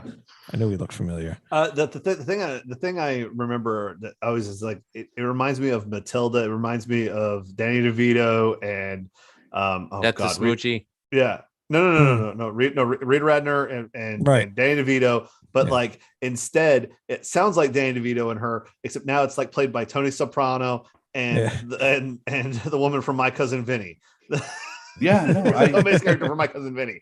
I And- think Matilda flashed to my Marissa mind as Tomei. well. Yeah. Yeah, and I But I like- remember Mary Warrenoff very well because she was in the Suicidal Tendencies video for Institutionalized in '93. So, that she's cool with me, but I hope she got a decent payday for this. She's like a cult queen, I right? don't know. Yeah, very big So, cult queen. From her first film, I think was Sugar Cookies in which is a lesbian murder mystery. Softcore lesbian murder mystery. It's the course only it is. triple X film to not make any money, apparently. Interesting. So anyway, while the kid's still playing to be the health inspector, a real health inspector comes into the restaurant, and then he finds Flea making all this noise and everything, and then Flea ends up hitting him on the head with the pan. Which is And then- hilarious. That was funny. And then he's all freaked out about it, like that he did that, because then he's helping the kid siphon the gas, and then those two couples, the two people that came in the restaurant who he's siphoning the gas from, they find him, and then they hit the kid in the face really hard, and then you see them, kidnapped him, basically, and then brought them to the motel, and he's got this big red eye, and they call a doctor in there, and then he's gonna have to remove his eye if he didn't take care of it right away, and they didn't want him to take care of it, so they just left it, and they gave the kid a patch, which is why he has a patch, you can see behind me. Yeah, but that's the wrong eye. That's Is the it? wrong eye. Yeah. No, it was. No. It's the wrong eye. Oh, I Yeah, it didn't was his even left eye that got- notice that. I got the B, shiner. one punch will not do that to you. Actually, it's flipped around on my screen. It is on the left eye. Oh, Well, he okay. says okay. he says he It's hit him still- with no, a that no, still knife. actually, looks wait a wrong. minute. That still looks wrong. No, yep, that's It right. was You're on. right. I feel it. Oh, was it? No, right? yeah, yeah, you're right. You're right. Yeah. Okay. By the way, did anybody realize that the chef in the in the restaurant was one of the Bobs from Office Space? I was gonna say No. that was somebody. He looked so familiar, but I could not figure out who it was. He was one of the Bobs that was not John C. McGinley. What exactly do you do here? Yeah. I mean, I was just so like the more that the movie went on, the longer it went on, the more badass this kid looked. I mean, he had patch, Right. then he had tattoos, his hair is all messed up, and he's just one sleeve and just like fuck everything. He just Right. didn't even care anymore. He was kind of badass, like towards Yeah, towards the poser end. chic. Although he wasn't poser though, because he'd really wow, been you just through called it, out a kid man. like that. He's pretty hardcore. He was He able was to steal pretty a car and hardcore, leave. Luke. Come on now. All right, let's see if he can survive an agnostic front pit. Next. So now this is the part where Drew Barrymore, the big Drew Barrymore scene comes on, and because he's daydreaming, because he's out of it, and like you guys said, she's on there for like what 20 seconds, if that, But right? they even market it So- as if the Yeah. the girl of your dreams, something, whatever it says. I mean, with the girl of your Right. dreams, you floor it. Dream girl. That's Why what does she it was Dream It Girl, saying. says she's- there's it's only one 20 way to win the seconds girl of of your her. dreams. Yep. So Right. this Get scene hit warrants in the face of the pan. All right, go some ahead. discussion, right? Because first of all, I don't know why the doctor says it's up to these two. Like if he's supposed to be an adult in this, or people think he's Right. an adult, I don't know why it's up to these. They're not other even two his legal kidnappers. guardian. They don't even say he's the Exactly. legal guardian. They're like, oh, he's not his. They're like, he's not And ours. They're not our kid. We just Not our found kid. this It kid. cuts to her drawing lipstick all Right. over his face. Right. And he's That. just having the time of his life, laughing. Psycho Yeah. moment. That was a Like psychotic crazy. moment. It freaked me out. And It's then insinuated. Sorry, Adam, go ahead. No, please, no, go ahead. What were you No, saying? please, you. Well, because I was going to say I read the Wikipedia plot summary, and they say that it's insinuated in this scene that they sexually abuse him, That's it. What I was about to Yeah, say. yeah. which I did not get from viewing, but that's That's apparently the accepted plot synopsis of this scene. That's pretty Yeah. disturbing. And that's That- when he's dreaming of Drew Barrymore, is when he's being I was gonna sexually say, assaulted. right. Yeah. Oh, That- God. that makes fucked me up a that little makes bit. things that different. That makes That's things very really different. disturbing, I don't guys. like Yeah. that at all. Yeah, I Yeah. know. Yeah, wait, Because he wait. doesn't How do want- you like this movie? If this is like the disturbing. All right, shit that in part's it? not that good. all right? Adam, where on the No, but- puppet did your daddy touch you? I mean, seriously, what the fuck? This is from Wikipedia. I didn't get this from No, myself. but I mean, it's actually, if you think about it, because he starts, the woman says something to the doctor. What about Mr. something? She says a weird name, like a clown name. And then the next scene is him putting makeup on. And then all of a sudden he's over the kid Right. putting makeup on him. So Right. actually that kind of might make sense. I and don't, then the I don't next care morning for he that, goes, that like and he has idea, a scene but where he it's like washes the makeup off his face. Right. in like and a it's like- dirty, it's a dirty water. Yeah, there's Yeah. a tire there and he's putting the dirty water on his face. And Super weird. it was So really, again, a director trying to make a deeper connection to the audience that doesn't exist, that is not justified by the rest of Trying the to. film. you know? right. Yeah. I guess they're trying to put this kid through the ringer. They're trying to think of everything that could turn this kid into a man on this road trip. But I feel like this is Well, too far. hello, you That's just not said turning him something into a that's- man. Far. That's giving him a sexual assault. That's him Right, catching an but you SA. guys are What the you're hell? saying this, and do you notice what happens to him, Wayne? Like what happens to him as he goes on? Go ahead, Wayne. What happens to him? What he gets? You don't notice how he Why- changes. Why not? Yes, he changes into right. Yeah, his whole entire appearance changes. he But as starts to be a man basically. And old, yeah. yeah. As he runs out of that room, she says, "Oh, this guy says you can keep the You can gas, keep right?" the So that gas. Right. they So they Salt swap, the they kid. swap So- sexual favors right. for gas. Yes. Yeah. Yeah. This is a really good. It just got really much more disturbing Yeah. to me. There's honestly. money on the dresser, 'cause that's I'm just what you're disturbed now. The money's on the dresser, darling. I'm through with you. I mean, Yikes. my only comment about That's Frank Sinatra, Saturday Night Live, Tom Hartman. right. pops and buzzes. You couldn't It- get away with doing that now, at all. Something like You that. should have been able to get away with that in No, 1991. you shouldn't have, Wayne. but I you- mean, they did. in They did. context, you know how in South Park when Ike slept with the teacher and the cop said, "Nice, this isn't nice. This Right. isn't nice at all." You know, Well, the thing is, that's a serious subject matter, to put it mildly, and it could have been explored in an artistic way. Unfortunately, this wasn't the film. You know, Yeah. it was just used as a plot device to get this kid to be a grown up, which is. But did you once again, catch we're in the that? wrong I film would- for this. Yeah, But which I is didn't catch that completely- meaning of this scene. Did you guys all notice that? Like, No, I didn't notice that until you course brought not. that up. I- Yeah. No. I sure as hell did not catch that meeting. I thought he was in a fever dream because he got punched in the eye. that's what I Right. thought. Yeah. I basically thought he was just dreaming about a sort of hot girl or whatever. I don't know. I certainly didn't part that meaning into the film. Regardless, Thanks. as a parent, I Wikipedia. would not subject my kid to act in this film. Absolutely not. Thanks, Adam. You just brought everybody down. Well, if Adam wasn't going to bring it up, I was, because that's what I read too. Well, we all didn't notice until Adam had to bring it up. Well, if it was, Sure, don't you know, blame they Adam need because him and I something- were they the need Let's same something listen, this thing. wrong. movie sucks. Somebody Maybe likes we're- this movie and it watches it numerous times and hasn't caught on to it. And look, yet. we scared the pretty one in the room That's out. it. I don't believe that. I throw the DVD that you can't see. Yeah, it's gone now. No, but maybe the guy who wrote the Too soon Wikipedia you article bought didn't it. know what he was talking about. Maybe like he's wrong and like he just. Well, Don't try it to is change the story now, Adam. Well, it is Wikipedia, but you It know, is Wikipedia, facts that, But Abraham it- Lincoln said everything on Wikipedia is true. On the It next does- Red Star review, New Wave Hookers, the non-Tracy Lords edition. Very good, ladies and gentlemen. It does make sense though when you put it that way. And yeah, it's pretty fucked up. So I can see that's what happened there.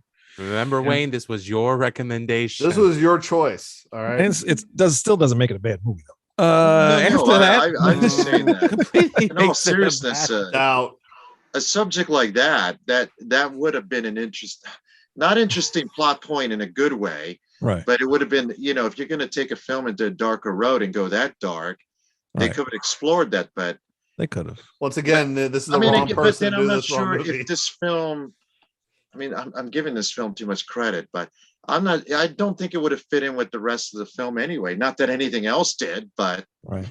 I'm not.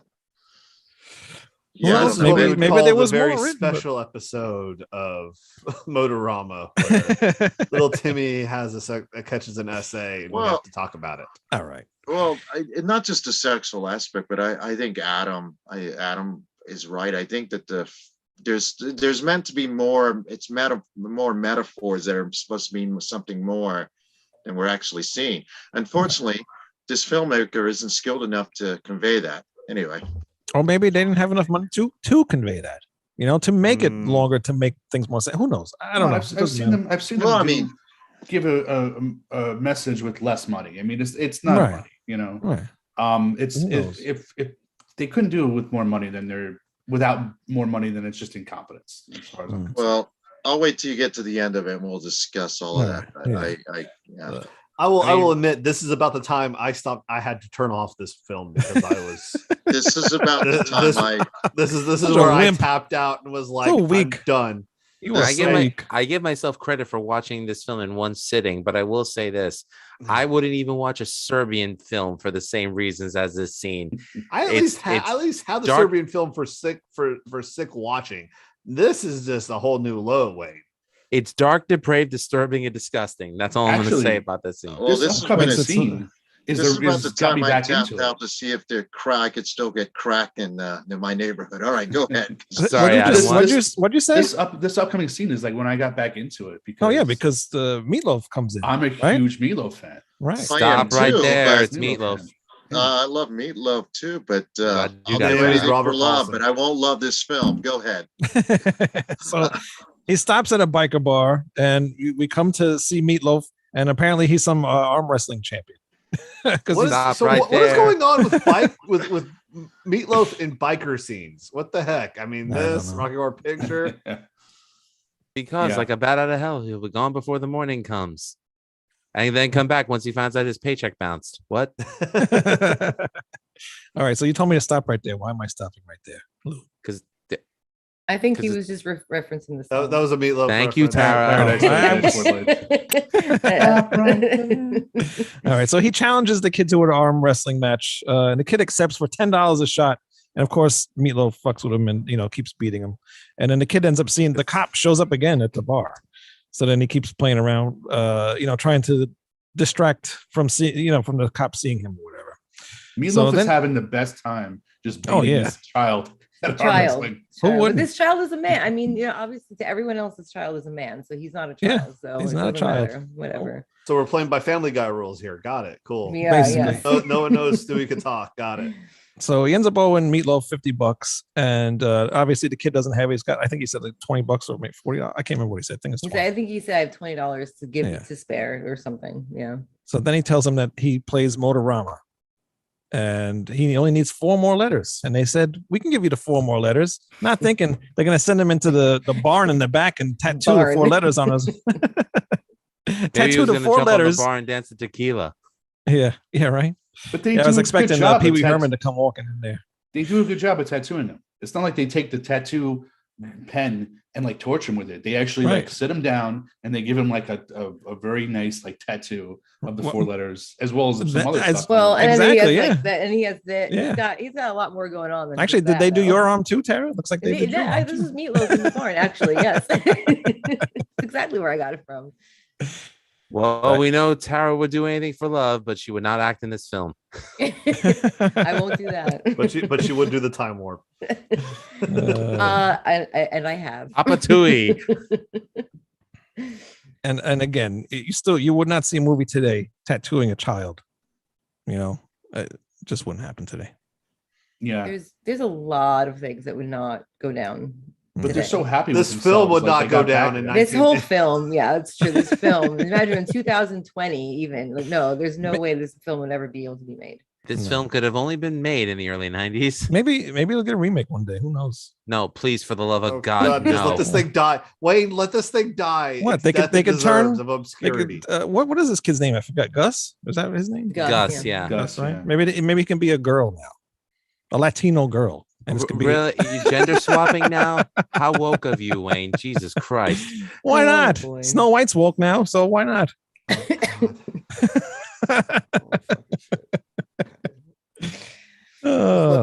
Let die, okay? Just let this No. thing die. I will Look, not I let it can die. accept Man, Miles I Morales as nominate Wayne Spider-Man. to to get the money and to remake this movie. I think you anybody should. watching or listening to the show, I'm going to start up a Please don't, GoFundMe don't, account.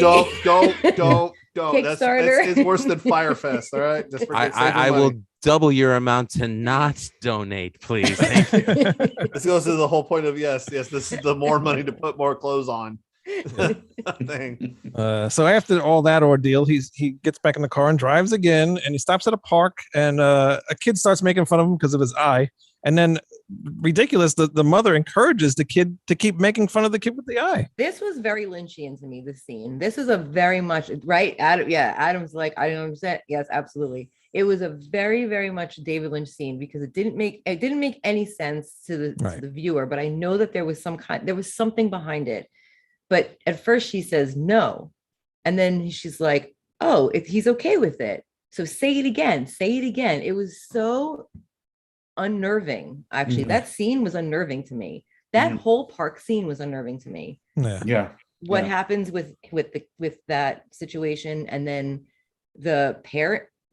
That whole thing was very Lynchian to me. That was very odd and very strange, and it was creepy, and it made me unsettled. That was actually probably the most unsettling. I know it would probably surprise people, but that was the most unsettling to me in the whole No, movie. it was because I That felt whole like scene. when he drove into that park, he drove into like a pocket universe or something, which is what I feel like Lynch is doing. Like when the characters go into certain places and no one's acting like they normally would act in real life. Yeah. It felt like very strange to me. Yeah. That's almost very Doctor Who, you said. Pocket Universe. That's an Yeah. interesting take. Well, that was Neil Gaiman's episode with Helena Bonham Carter. So yeah. No wonder I loved it. Okay. And then he runs into the guy from the Gremlins movie, which we talked about earlier. I can't remember his name. Dick Miller. Dick Miller. Rest in peace. And they play a game of horseshoes. He And I challenges think him to horseshoes in front of his Yeah. kids. He says, "You don't want to disappoint your kids, right? Make your kids think you're a loser." But yeah. So then they play horseshoes, Mm. right? But then And then he he- beats him. Yeah. Right. It's not established that he's any good at horseshoes or that Dick Miller's bad at it, but he just ends up beating him anyway for whatever reason. Well, I think he needed money, so he beat him for money. Right. He wanted money, but Yeah. it was and he wrecks him. And he's like, he I walked don't care. into the arm wrestling place and he wasn't good at arm wrestling. So like, why is he Well, doing horseshoes? I think he was trying, maybe it was more about evading the cops. Yeah.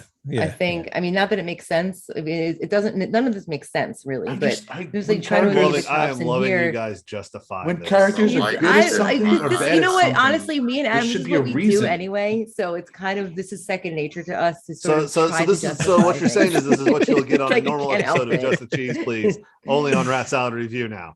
That's like rather than welding his shoes in the beginning, if they would have shown him playing horseshoes and then Right. beating Dick Miller in the middle, and then at the end playing horseshoes, like won him the Motorama somehow, like it would have narratively made sense. But he's just good at horseshoes for no reason.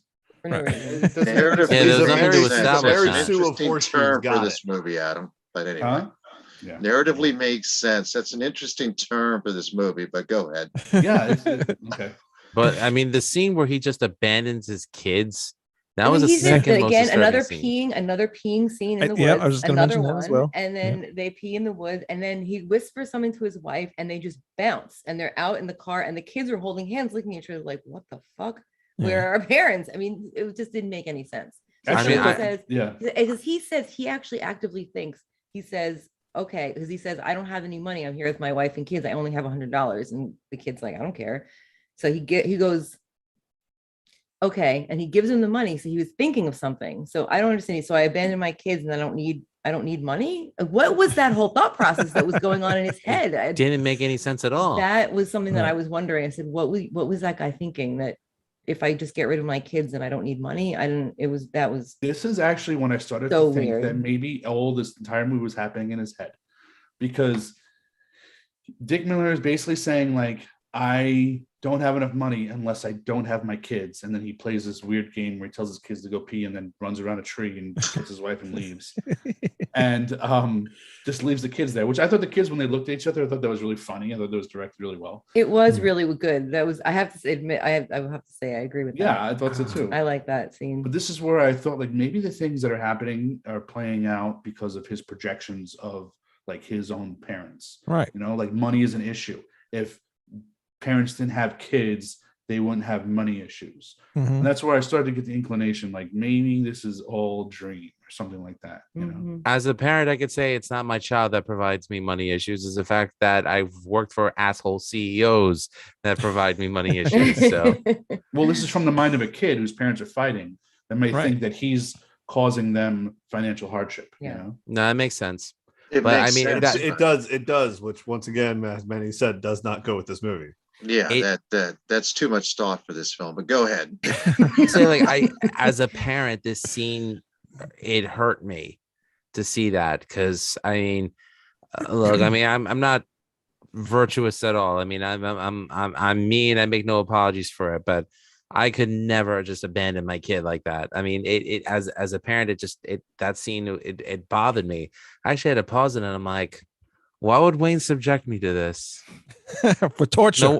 No wonder the great Harry Barnett hates you. So yeah, you're torturing Lou by a different way than you're torturing me, Wayne. So that just shows, like, how much this movie. So, you know, I did make a comment in the thread there that they should be showing this movie to the prisoners in Gitmo. And actually, you know, the more and more you're thinking about it, there should be more and more. That's what should be happening. This is the new blasting- CIA torture film. Thank you, Blasting Wayne, Venom for providing them the is too CIA good with for it. them. Just watch them. I had But to I have to suffer through say, that it's- Ginger album. So That's actually interesting, Lou, that like we see it in such different ways. That you see it in some, like, I don't know. I just find that contrast interesting. You know, Well, it disturbed me in a certain way, but not in the same way that it disturbed you. You know, It- but I found that scene, that whole park scene, to be one of the most disturbing in the entire film. you know what though? That's why I'm glad that we have you aboard, because it's different perspectives, Right. and you know. and I appreciate their input on this movie, because they actually sat and watched the movie, unlike you guys. Well, By the way, I sat for a whole hour trying to watch this film. Okay, so don't. I Yeah, but- tried. I just can't believe Adam and Tara agreed to this, but okay. Yeah, you know. I'm the good happy thing to about be this, here, The good thing about honestly. this It's network great. is you can tell Wayne. I'm happy you're here too. No, I don't want you. I don't want to watch this bad film. and we'll still do it anyway. You can do it anyway. I'll do it but by you just say myself. No. like I said, Uh, I was sold on Drew Barrymore because I didn't realize that she was only in it for. She You wasn't also actually in didn't it. realize she was Oh, 15 in this Adam. film until Wah, too wah. late. You know, she Oh no, I actually knew how old she was because I knew her birthday. So she recreated this role later on. yeah, she did. Yeah, I forgot what Wayne, for do though. you- What was that for? Maybe it was for like a Saturday Night Live thing, possibly. No, it was for a different film. It was for like Oh, it was was- actually, I think it was an LGBT coming of age film. Where But I do remember something about that. let me look it up. You guys keep talking. Sorry, you look it up. And as if this movie was not weird already, I kind of forget this scene because I was kind of doing stuff down here while I was watching the movie. But he starts driving again, obviously, and he starts passing only like these weird things. And at one point, he passes a Klan meeting. There's a cross burning, and it is yeah. Oh, he goes to Essex. He's going into this tunnel, and it says Essex, Says right? the last Okay. state. And And the the- last this- city. Is the that what it last said? state. The Yeah, last this state. name is state. And it is- is the most yeah. the Escape from New abominations York, of all basically. of the worst Right. things that could yeah, it's absolutely horrible, all the terrible things in the world. It's like kind of what it is, I guess. It's supposed They to shoot be a bishop like who's just Sodom sitting and in like a Gomorrah wooden or something. chair. I don't know. I just happened to look up and I saw the Klan meeting. I'm like, what the Los hell am I Angeles. missing? Got it. Cool. Yeah. I mean, I'm not going to deny the KKK exists, but I was just like, really? That's the Yeah. icing on the cake. KKK. No, it burning was a just cross, it was shooting a bad. It was bishop. bad. Mhm. Also, at some point, he passes this couple who were broken down, and they're trying to like flag him for help, and he And just he's- drives right by He them. just drives by him. Yeah. What is he Which gonna is- do? He's 10. I mean, geez. this But then why kid's got- show it though? What's the point? So Drew I Barrymore agree. Yeah. reprised her role from Motorama in a film called Skipped Parts, a 2000 American coming of age comedy drama with Jennifer Jason Leigh, Bug Hall, who played Alfalfa in the Little Rascals film, Yeah. Misha Barton, and Brad Renfro. Wow. Rest in I don't- peace. Oh, he's What year? Heard dead? of it. Brad What year was Renfro Renfro's is dead? dead? Oh wait, Brad Renfro's dead, right? I don't. Hold on. I didn't know that. Yeah, he died in 2008.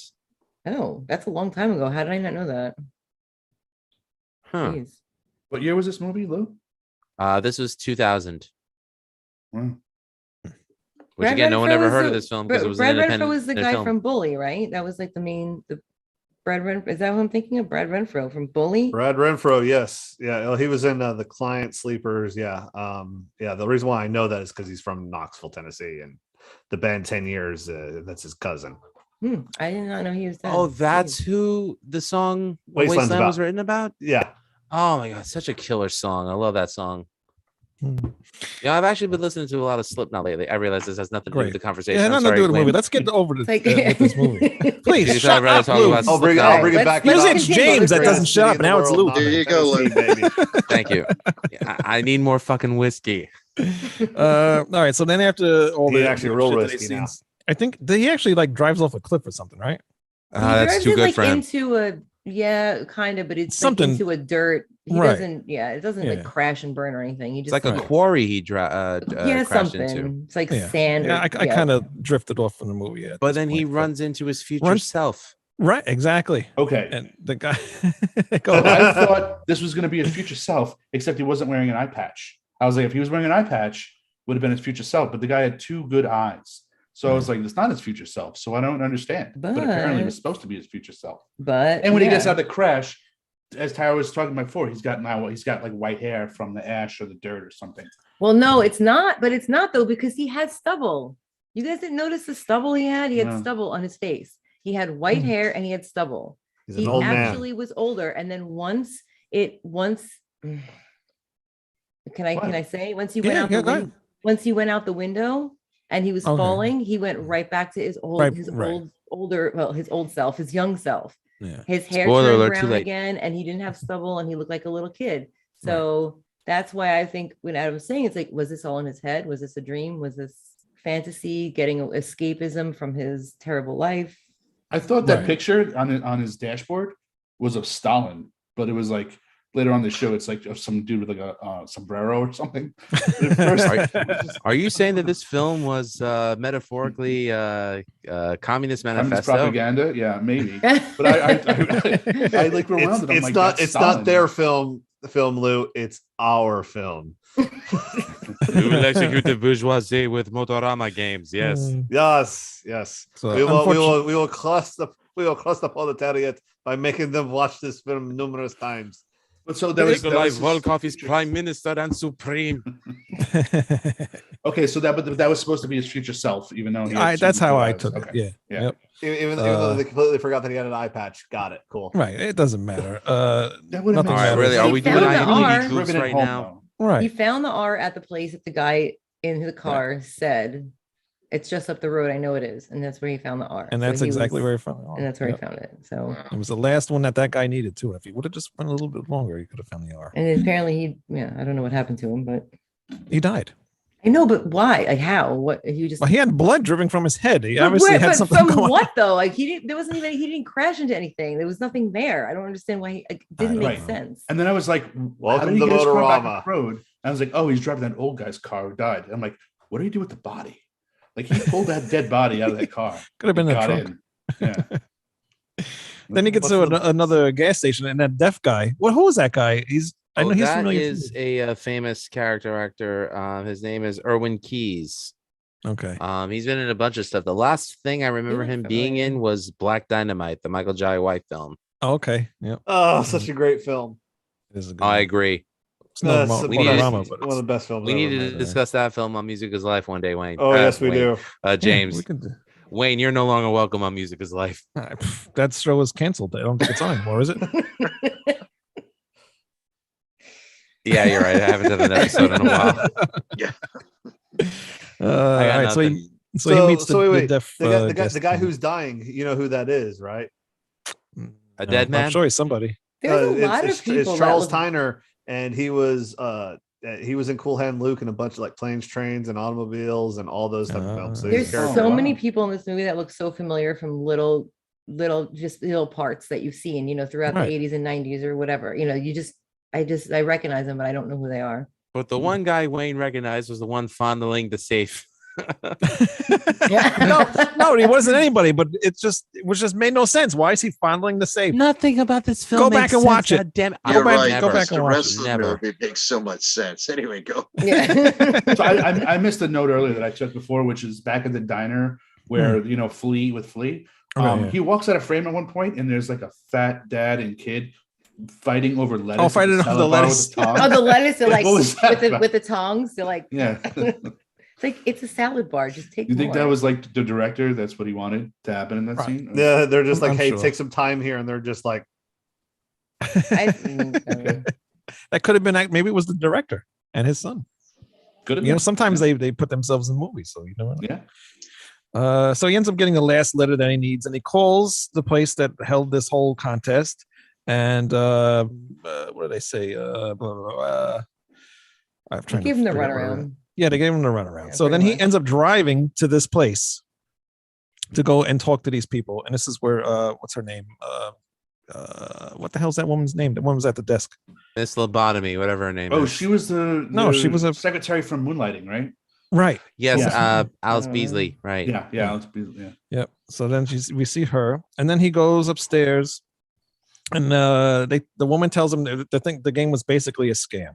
So then they call security on him, and as you already ruined the end of this movie, Tara. I did. I ruined the whole Well, thing. I'm sorry. Not technically the end of the it's not film. the Ruined end. it all. It was- Too far. it No, wasn't- it Now, isn't the you end. know what? but- And It nobody's wasn't gonna the see it now because director now or they the know. actor. Yeah. There So- was one cameo we forgot to mention. The What was that? long-haired gas station attendant. Mhm. That was Craig Sheffer, who played the antagonist in the film Some Kind of Wonderful. Oh, you know what? I remember his scene. I was like, Who? I know who that guy is, but I never looked him up. Who? Oh, that's interesting. Blue? Say that again. Which guy? Do you remember the film Some Kind of Wonderful with I Eric do. Stoltz and Yeah. Leah Thompson? Of course. So Oh yeah, that he- was actually yeah. a good movie. That was a Anyway, great movie. That was a Actually, great movie, yeah. I prefer that film to Pretty in Pink, and that was the original script for Pretty in Pink. But because originally they wanted Ducky to end up with Molly Ringwald's character, but Oh. instead he ends up with Blaine, Andrew McCarthy, whom I know you love, Tara. Oh my and- God, you know I do. did But wait, Mannequin. who is the guy that you said that was in that movie though? It was The in this movie. long-haired guy from Motorama, the long-haired gas station attendant, is the main antagonist in the film Some Kind of Wonderful. Oh, There's one okay. scene where he's getting Okay. gas at night, and the guy's like got his hands up against the window, and he's like, "I don't know nothing about that, sir." I don't know nothing about that. Yeah. Okay. Yep. Okay. Gotcha. That's him. Mhm. Oh wow. Okay. First he's calling him son, and then he starts calling him sir. I don't know if anyone else caught that. Yeah. He kept calling him son, and then he Does said anything sir. about this film make sense? No, it doesn't. But this No. is going to be telling us why this movie makes absolutely no sense. After the security guard comes and the woman takes him and the security guard and throws the kid out the window. Toss him out the freaking window. Yeah, my I'm like, note on what? this, my literal note on this says, "I'm glad they threw the kid out the window. I was starting to Me get tired of too. this shit too." Like, tired of your I mean- shit. Horrible usage of blue screen, but I did love the execution. Right. No pun intended. Right. So Or they was threw, it? they threw him out the window. I'm like, man, this looks like shit. But then It's I a high noticed, rise. Yeah, right. it's like way up there on the 50th Right. floor or something. and then as he's falling down, he's losing all his tattoos. He's losing the patch. He's getting, he looks younger. He looks like a kid again. He gains his sleeve back. And he gains The everything. sleeve back, suddenly right? appears. Yeah. And then it appears that this whole entire movie was all nothing but a dream. More like a nightmare. But anyway, I'm not- You know, what type of for sure, Ambien though? was this kid taking? Because I mean, this had to be some good shit. Because I mean, But to have a fever dream like it that leads would be. it leads back to like what Adam said earlier on. This is all like the kid had a shitty life, so Like he's an just dreaming. escape. Right, he's just dreaming about all this shit that I mean, maybe all these cameos of all these actors. He's probably seen like half of the TV shows that these people were on, and he just put them in his dream. okay. Hey, I actually don't hate this interpretation. I actually don't hate this interpretation. I think that's actually pretty good. I like that. Well, I was just getting used to makes this, sense. this fake American, this fake money, and this world where everyone accepts him as an adult, and then you just like erased it all. Right. And it's like, oh, I was just listening to the stories of a child. So Right. what Well, about the it very just kinda end then? bothered me. So the guy, so that's still a dream. I mean, that's the very Right. So this is the part that doesn't make sense. He goes to he gets a ride a from the cliff or cop. whatever. Right. He gets a From ride from the cop or the whatever. He cop, throws his yeah. boots off the cliff or whatever. So he gets rid of all that crap. Well, it's Robert and Picardo, but he's not a cop anymore. he's not a cop anymore. But He's it's just a the regular same- guy. But it's the same. Weird. Yeah. actor. But then he drives him to the gas station that was at the beginning of the movie with the guy And with the Phil's kite. alive. Phil's alive and he's and in he's that alive. body And he's in cast. this like body cast. And he can't move. So- and he's like in these weird. Did this dream not happen till after he left the gas station? Right. Or did he know that gas station was in a cast and they incorporated that into his dream? Right. So that's is the part where, that does not make sense. I don't know. No, how no. much- Out of actually, everything in here's this movie, the- that doesn't make so sense. I'm Just gonna those are things. justify Or this. is Wow. the gas station the pocket universe? This is where it becomes kind of like pretty Lynchian, I think. Where there's different universes. Like if there's this is- maybe there's a different more alcohol. dimension or Because there's different things that are happening. if we're you know. finally in real life, then how come that guy had a are name we? patch for Gus ready, He like already had sewn it. and everything? Right. Right. Right. So Yeah. maybe I this, still think this we're not in started real life. after. Yeah. You I think don't he's know. having a dream in a dream? Oh, it's I don't Inception. think any of And that- see, Fine. this is why I didn't hate this movie. Everyone was like, this was insufferable. And I said, I understand it was not executed well, but there was Right. something about this movie that was not the worst thing I've ever seen. Adam and I have watched worse. Believe me, we have absolutely discussed and watched way worse movies than this, for sure. Of course. And that's why I try to get through these heads of these guys. There's something about it. There's something going on that's deeper than what you think. Right. Uh, And oh, I okay, you know what? just- I will continue to watch Can- Emmett maybe Otter's we Jug just- Band maybe- Christmas before I And watch this. I thing think- again, okay? Maybe we just are trained to look for it. I don't know. No, Tara, to your credit, trained. you're I a think it's film more like student, you've been- so- yeah. I feel like you've been abused more that it's you're just like it's gonna be okay this time. It's okay. This time it'll be good. No, I This like time it, it'll but I be like good, it though. Well, in Tara's defense, her film teacher was Barry Sherman, Professor Barry Sherman of St. John's University, who you wondered how much of the wacky tobacco he smoked outside of school hours. Please, that man was amazing, and I love Barry. He was great. Loved him. He was the best. But yes, was he? Be here was he an now, oddball? everyone. Be For here sure. now. Be here So, now. Be here And now. this is even before like people with cell phones. Can you imagine if he was still teaching now? I hope if he's still alive. Oh my goodness. He was like, we would just look out the window. He'd be like, "Be here now." I could ask Rich Martinez if how Barry's doing. I mean, I think they still talk. So That would be awesome. So anyway, the kid Sorry, does start that's your working at the gas dream. station, and this guy pulls up in a car, and he's just told me he won a bunch of money. So what is that all about? And then when he leaves the gas station, he gets hit by the truck too. Oh, the guy that's like Just I some random won, guy. like, $1 million Yeah. at the casino, and he's like, "Do you want to touch my money?" Right, and he doesn't Like, let him no, touch. don't. Yeah. No. it really bothered I me when he don't. stole. It bothered me when he stole Gus's gum. I'm like, you cheap fuck. Right. But it's Well, once no, again but that was good. It's like he did that, and then he died. I mean, I'm assuming he died, and he got hit by Yeah, he got hit by that truck. that truck. Well, once again, But I don't know why that. If I don't Gus's really lesson was don't be greedy and just be happy with like a mediocre life, it would have made sense if they established that Gus was greedy in the first place. But they almost made it seem from the very first scene that his whole Motorama obsession wasn't necessarily about the money. It was about getting away from his family or Yeah. about, busying his mind so you don't have to worry about the abuse that was happening at home, right? It wasn't about greed. They didn't really establish him as a greedy character. So like the fact that he gives up this idea of being rich and is happy, or some rich guy gets run over and he's fine with just being a simple gas attendant, it doesn't hit home because he didn't learn the lesson that you expect him to learn the way the movie was being set up. Right. To Gus's credit, though, he did go back to the one character who actually kind of showed that he genuinely cared about him, which was Phil. That Right. exact. I agree with that, and I thought that it was very fitting that it ended, even albeit a completely screwed up, insane way, that he ended up with him, because it was sort of almost like a genuine it was the only genuine relationship he had in the whole movie. Right. If you really think about it, there was the only no person that treated him nice. relationship. And even like it was cute because he moved over and Phil had his arms in the cast and he kind of just patted him, and it was actually very sweet. I was like, oh, and then it was over. I was like, oh, right, okay. He's the Well, then the he's kite, Coach right? The J of kite. this movie. Yeah. Though I for did Big notice Mouth. though that I think there was like a burning bill that like went in front of Gus, and Gus Yes. didn't even go for it, Yeah. which kind of goes to show you. Mm. Okay, so I will say this: the last 10-ish minutes of the film did make up for the fact that the first 80 minutes were painful to watch for me. I will give the last 10 minutes credit and say, okay, in the end, the film redeems itself because it kind of shows the money doesn't mean anything to Gus. And he goes to the one guy who showed him genuine care. Yeah. And, That's what I thought. does it leave it on a happy ending? No, but it leaves it on a hopeful ending. But I mean, happy ending. How do you even know? Who knows? Is that real? Is that still in his head? We don't even really know. It's not really established if that was where does reality start and where does it end, and we don't really know, right? I mean, I don't think any of us really know. What is I mean, reality? honestly, I have to disagree because I feel like his biggest problem in life is his parents and his home life, and he's got to go home and sleep somewhere, right? They try to say that he's not greedy, but they never established that he was greedy in the first place. They try to say that he was into Drew Barrymore, but they never established that he had any sexual drive in the movie whatsoever. So I feel like he doesn't have any less problems than he started with, really. I don't know what lessons he really learned, to be honest. Yeah. Interesting take. Yeah.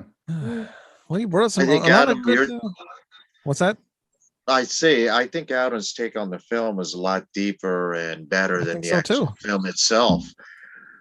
I think if they had taken your themes and ideas and actually had a good director, it might have worked, but I don't know. I think they had a lot of ideas. I think it was pretentious. I think it tried to be deeper than it actually was. I think they had a lot of symbolism that symbolized nothing. And I just think it went nowhere. And the kid itself as an actor wasn't all that compelling other than he annoyed you, which is not the point of that main character. And this is my take on it. Was it all a dream? The problem with that is nobody cares because he was so unlikable. It was a terrible film, in my opinion, from beginning to end. I like the kid. See, I didn't like. Did you I didn't like hate the the kid? kid. Yeah, I like of course. I like. And I felt bad for him because all this shit happened to him. His family was assholes, and everybody treated him like shit. That Besides doesn't mean gas that you attendant. have to be an asshole as well. Well, too He bad. Yeah, got the but- gas extension killed. He didn't stop with the people on the side of the road. He got Dick Miller to abandon his kids. He actually caused a lot of chaos. He did. He did, but was it real? But look at his upbringing. Yeah, I but I mean, mean, yeah. if this is a dream sequence and this movie is taken from the viewpoint of a kid, then maybe Adam's right. Why the dads abandon their families, everyone treats you like crap and life is a scam. Again, Director's not skilled enough to get that through to you. But I'm glad Adam got through to Adam. At least that was one.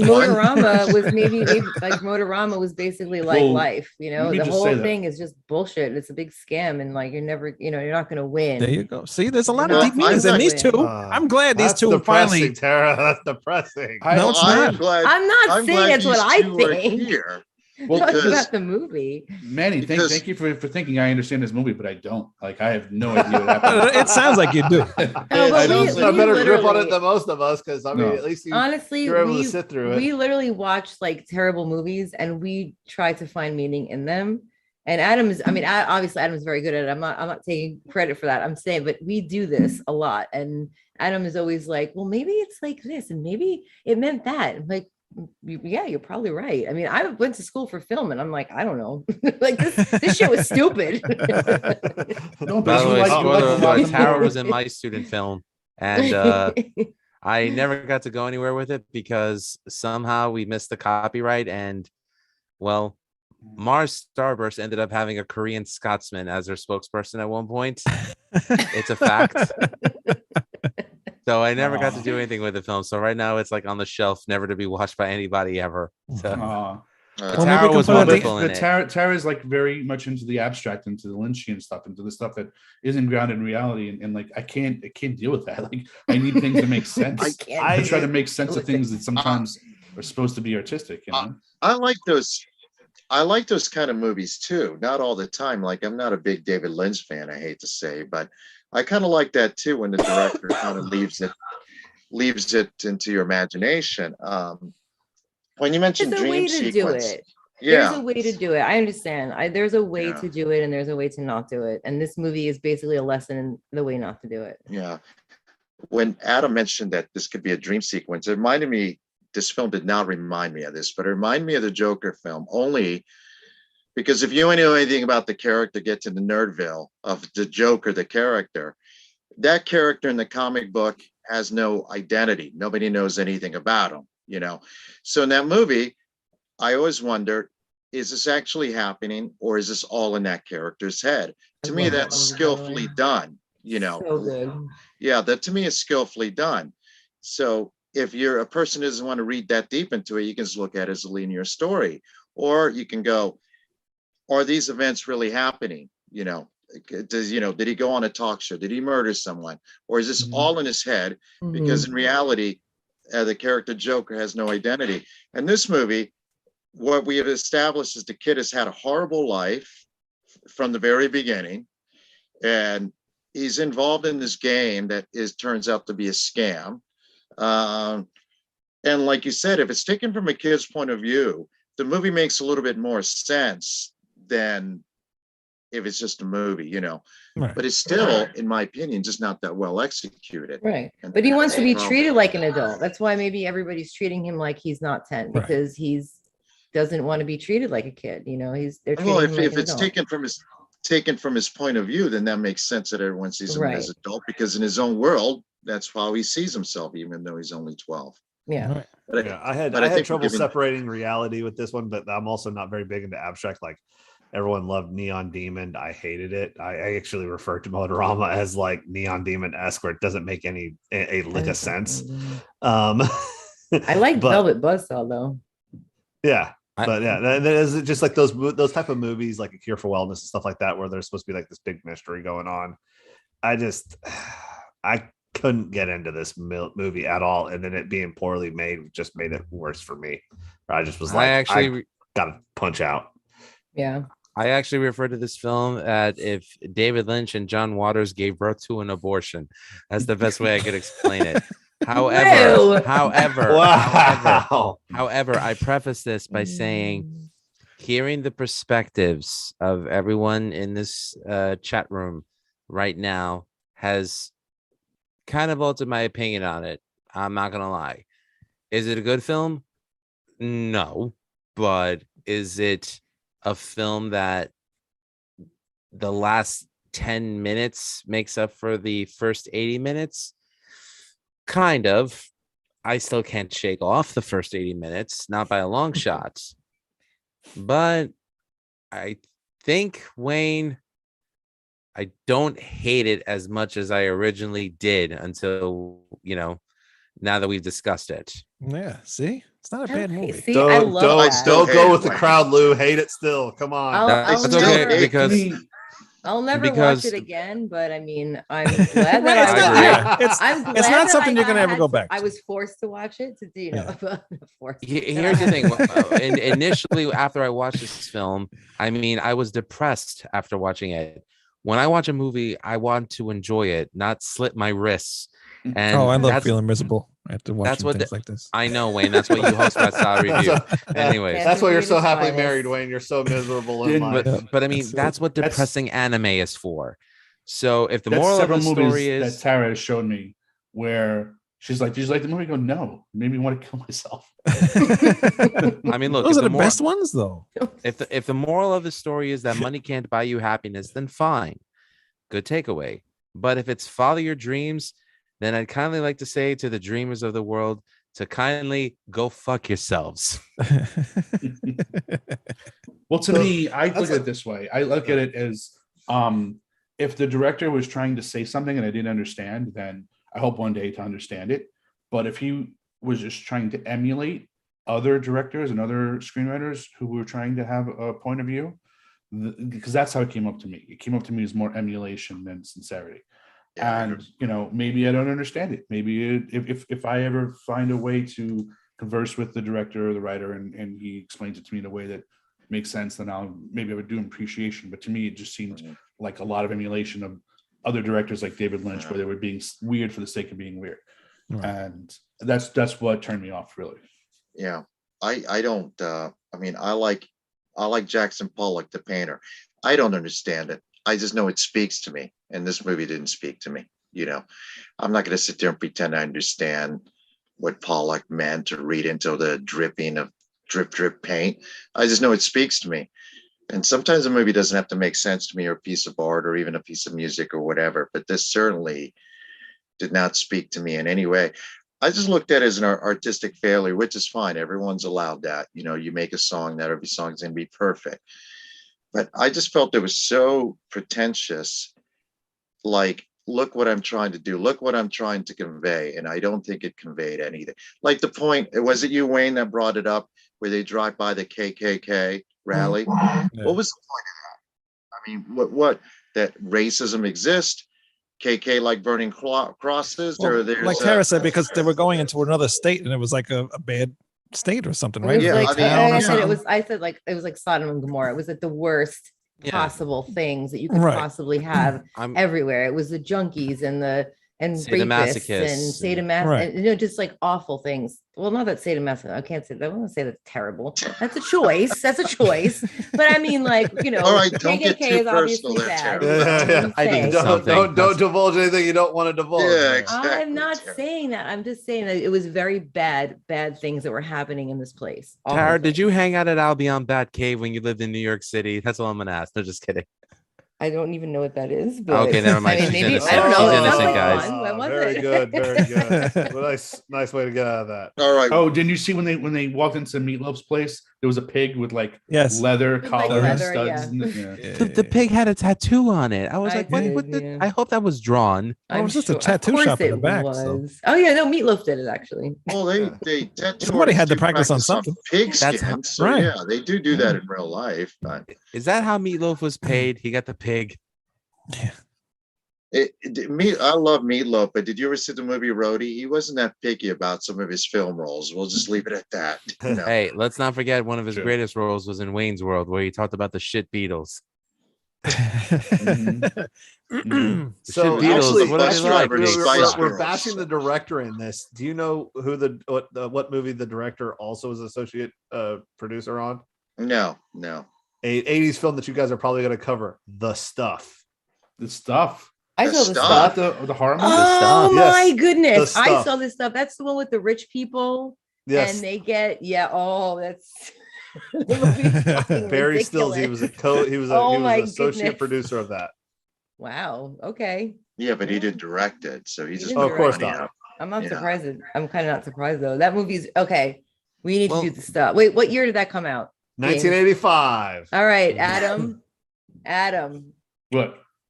That might Buy be, your next might pick. be a The movie. next month. I'm not Next month. sacrificing a pick for that movie. So if you want to sacrifice a pick for that movie, I'm it'd be just saying your it might. turn. It No, could no, no, be, no, no. it It's could about come up special on Just the yogurt. Cheese Please one day. You never know. Okay.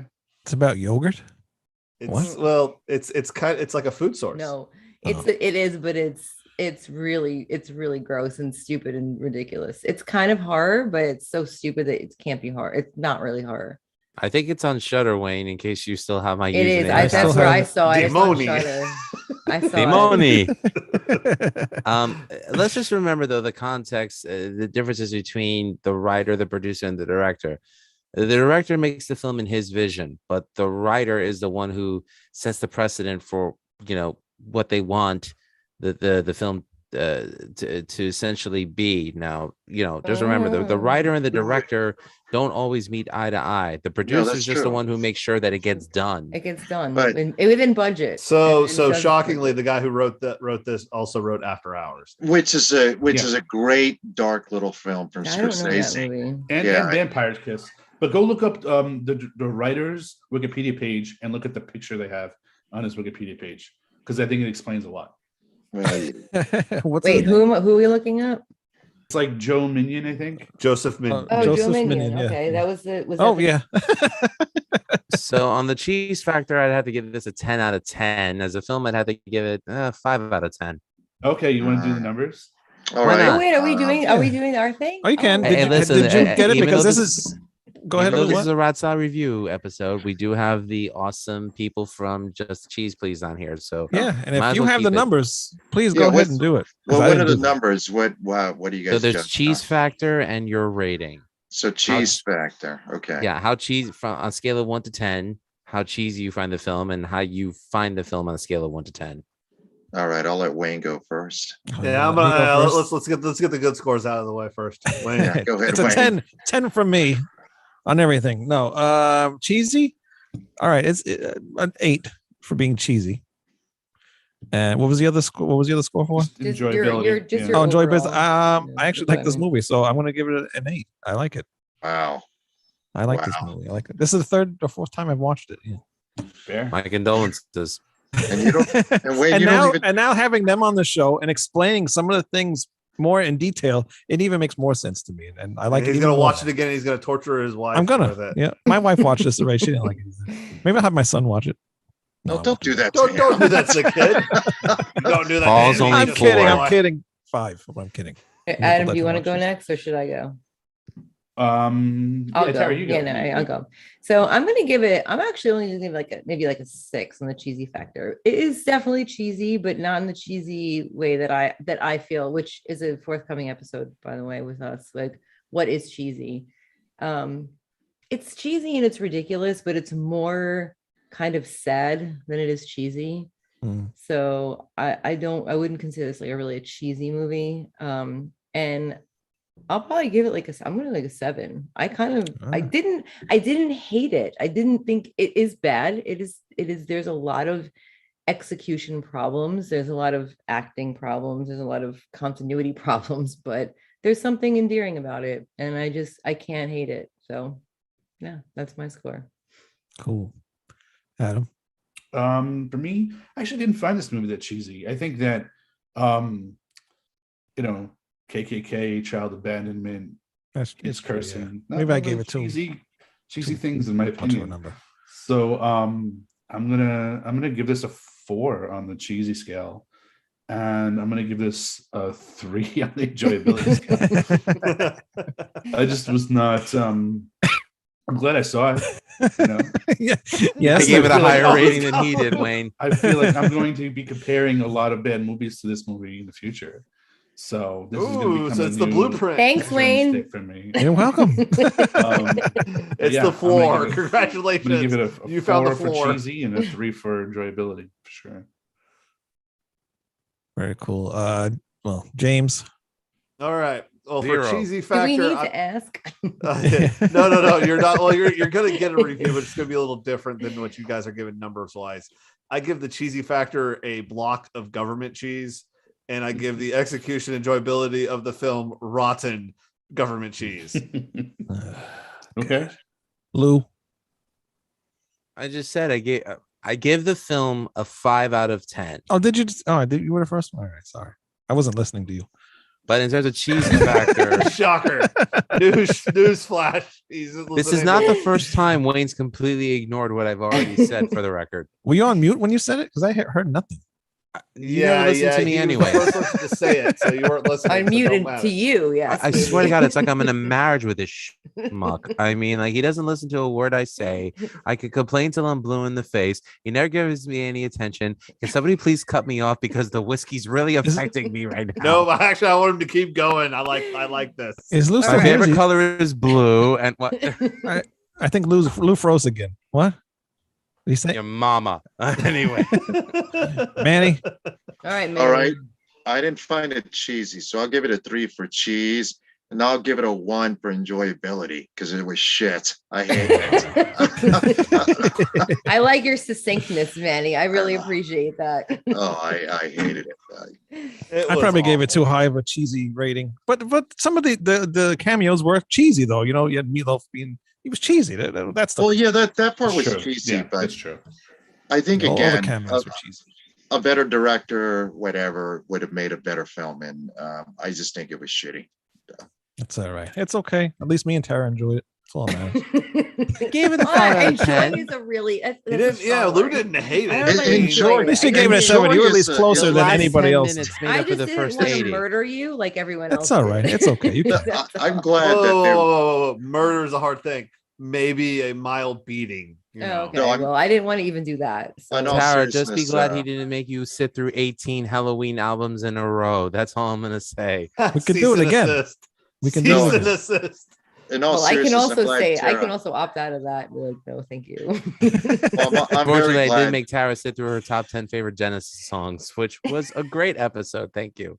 Genesis rules, but I'm Yeah, very same. glad Tara and Adam were on here because if not, we would have just been bashing the film the whole time. So I'm glad Yeah. you guys Everybody- are on I'm glad they here. deflected some of that. We need a Yeah. little balance. Everybody needs a little balance, you know. But I was looking forward to doing this again with you guys for sure. This has been so Definitely. awesome and Yeah. such a great opportunity. And I'm up way past my bedtime. But I know. I'm I was gonna say I was trying to get but done I'm before having then. so much fun. Like I don't even Yeah. care, you know. Some of It's us such a have great day time. jobs, Wayne. Doesn't So- matter. We got another hour to go.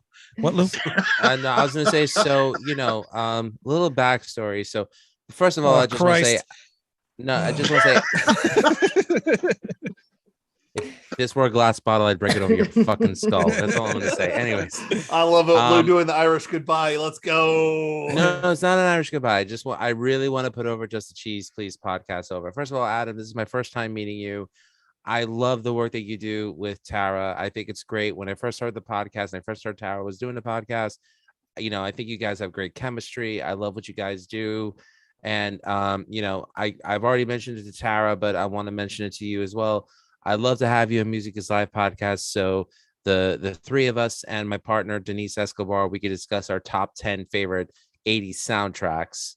I Oh, love and, that. I would that'd be love that. And And- I've So listened to your podcast. I think it's amazing. I mean, I wish you mean the depth of knowledge you have on the topics that you talk about is pretty amazing. So It's Thank you. intimidating, Lou. It is It's intimidating. It's intimidating. First, Tara, Actually. you've known me longer than everybody in this room. You know I'm not intimidating. I'm just a goofball who loves music, and I love my friends, and No, that's everyone. but in your this room. knowledge is intimidating, but you are a humble, amazing human being. Absolutely. Love you, So, my friend. But no, for sure.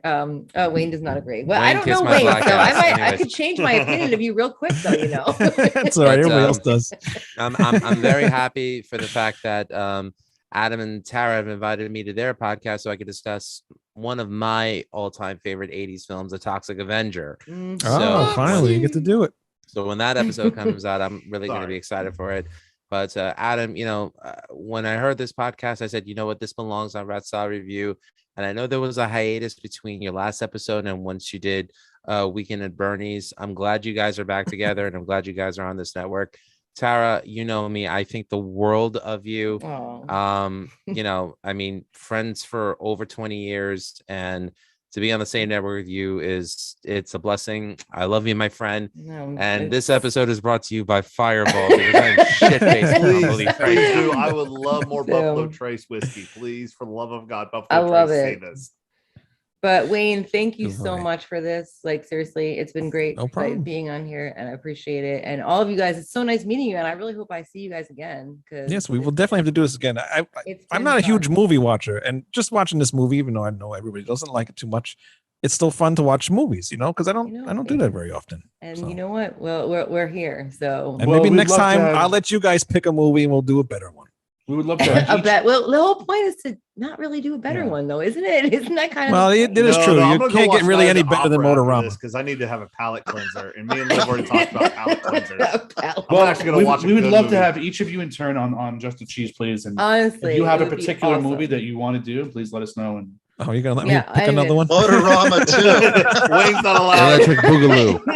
Motorama the Revenge. we did Electric Boogaloo, but unfortunately, had some audio issues. We might release that at some point as like a lost episode, but we You did really do that. did Breaking 2? We did Yeah. break. Oh, we did, and that was early on. We did that early on. Yeah. So We tried My tried only using, problem is that I was born halfway into the decade that you guys cover.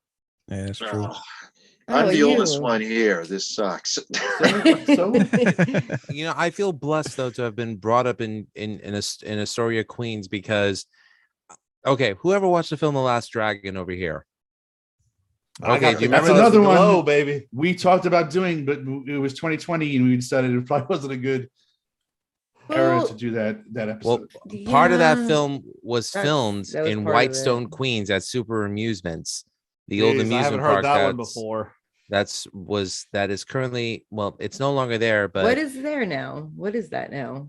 I don't know. It's been so long since I've been there. Do we But- do we need to refer to the Astoria Queens expert known as the former? Well, this is Whitestone, Queens, James. So well, I don't know. He still will remember it. He'll think he'll know about it. Eric Adams, yeah, not the mayor of New York City Or the the lead singer of singer. Manowar. From Manowar. The other schmuck. Yeah. But yes, thank you very much, Eric. Eric, God damn it. Adam and Tara. You can call me Freudian Eric. You can slip call me much? Al. You can call me Eric. Whatever. And I'm thinking of our friend Eric Adams. Got him. Oh, God, who I haven't talked to in a long time. I miss him so much. Not really.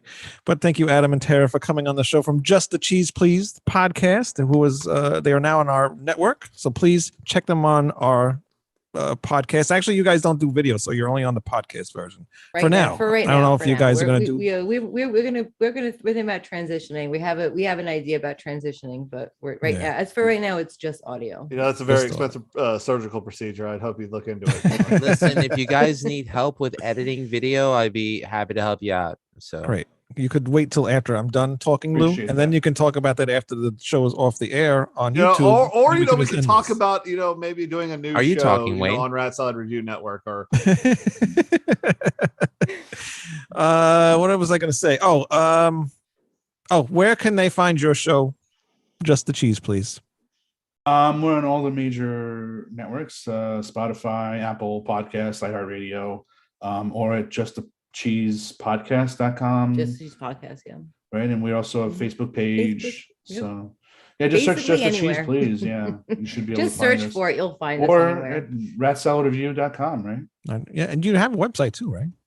Yeah, justthecheesepodcast.com. they literally said that about 5 seconds before that. If you were listening, Wayne. No, I didn't listen to anything anybody says. No, I only hear you my own never head, do.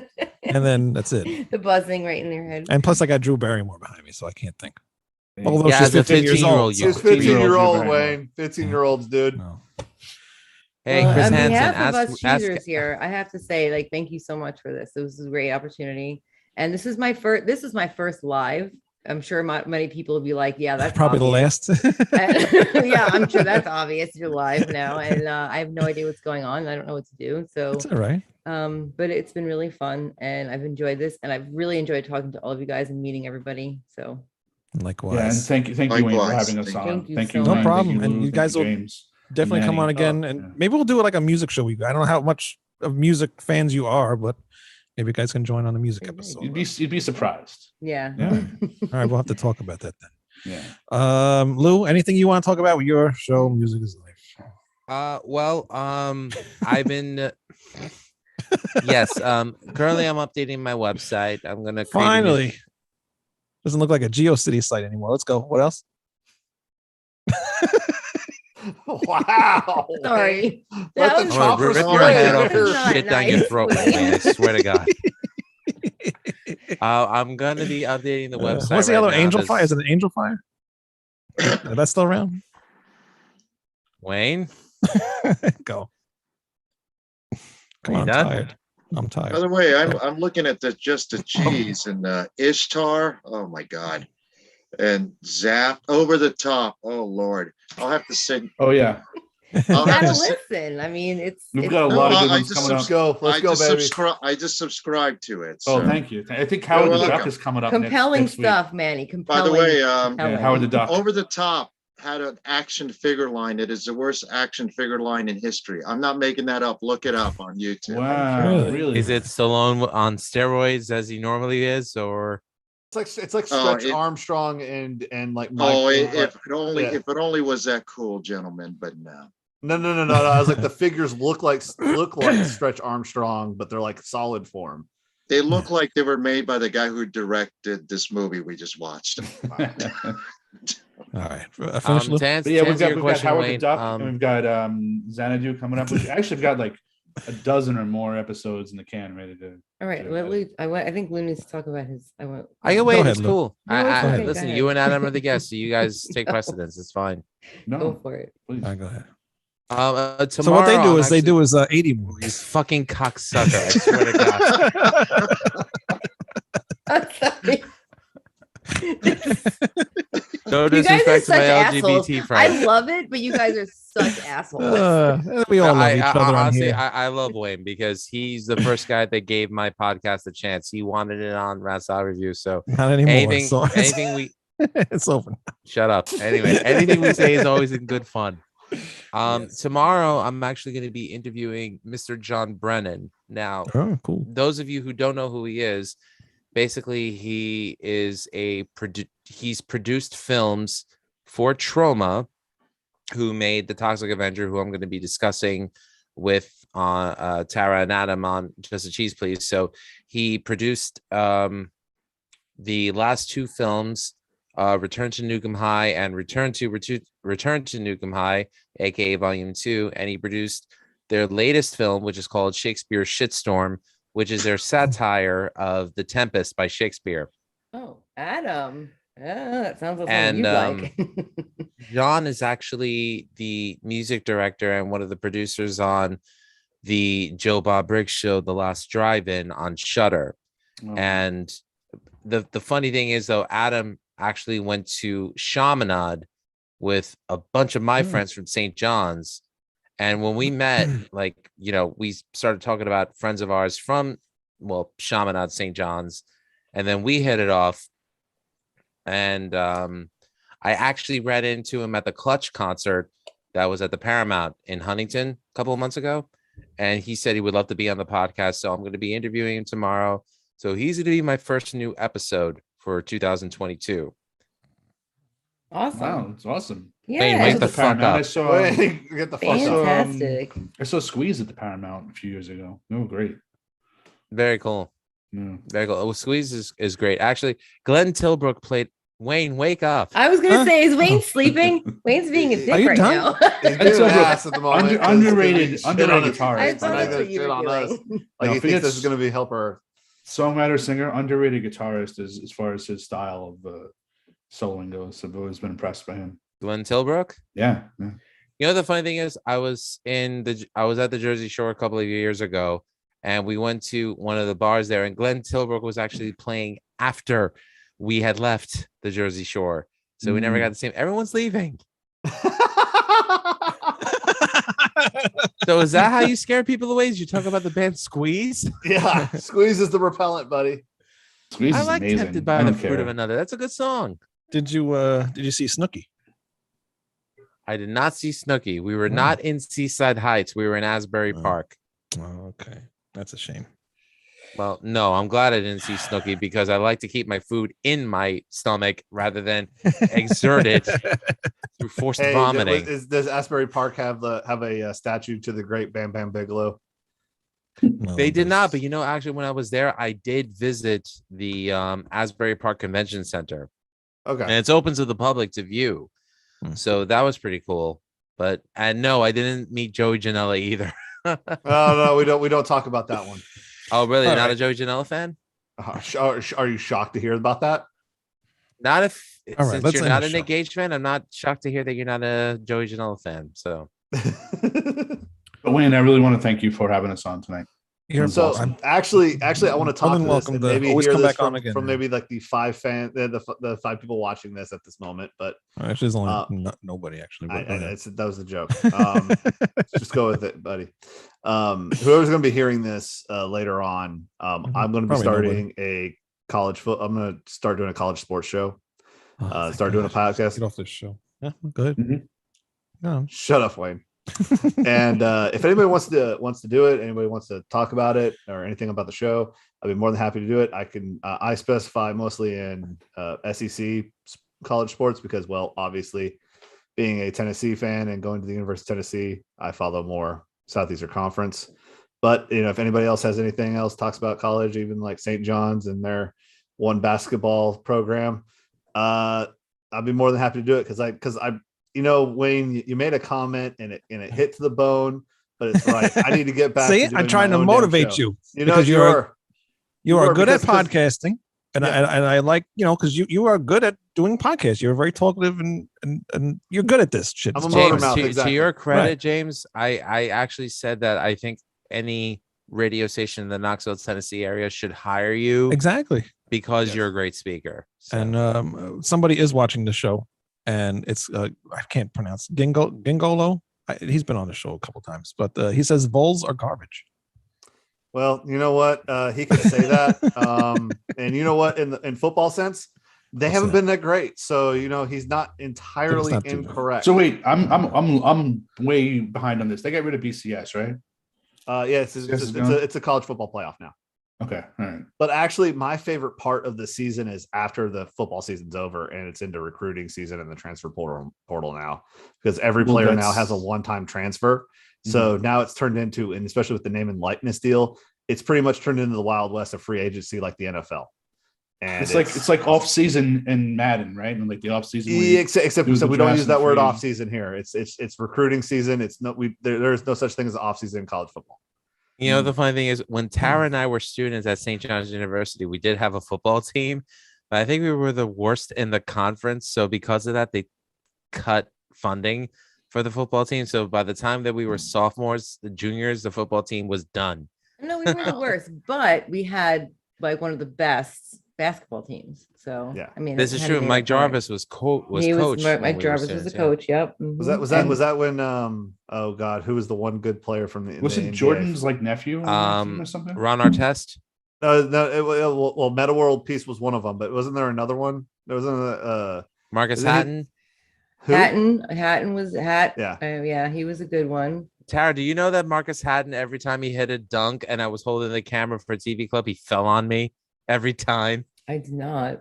Who was He the fell guy on me. who was the one that was a basketball player but also in theater?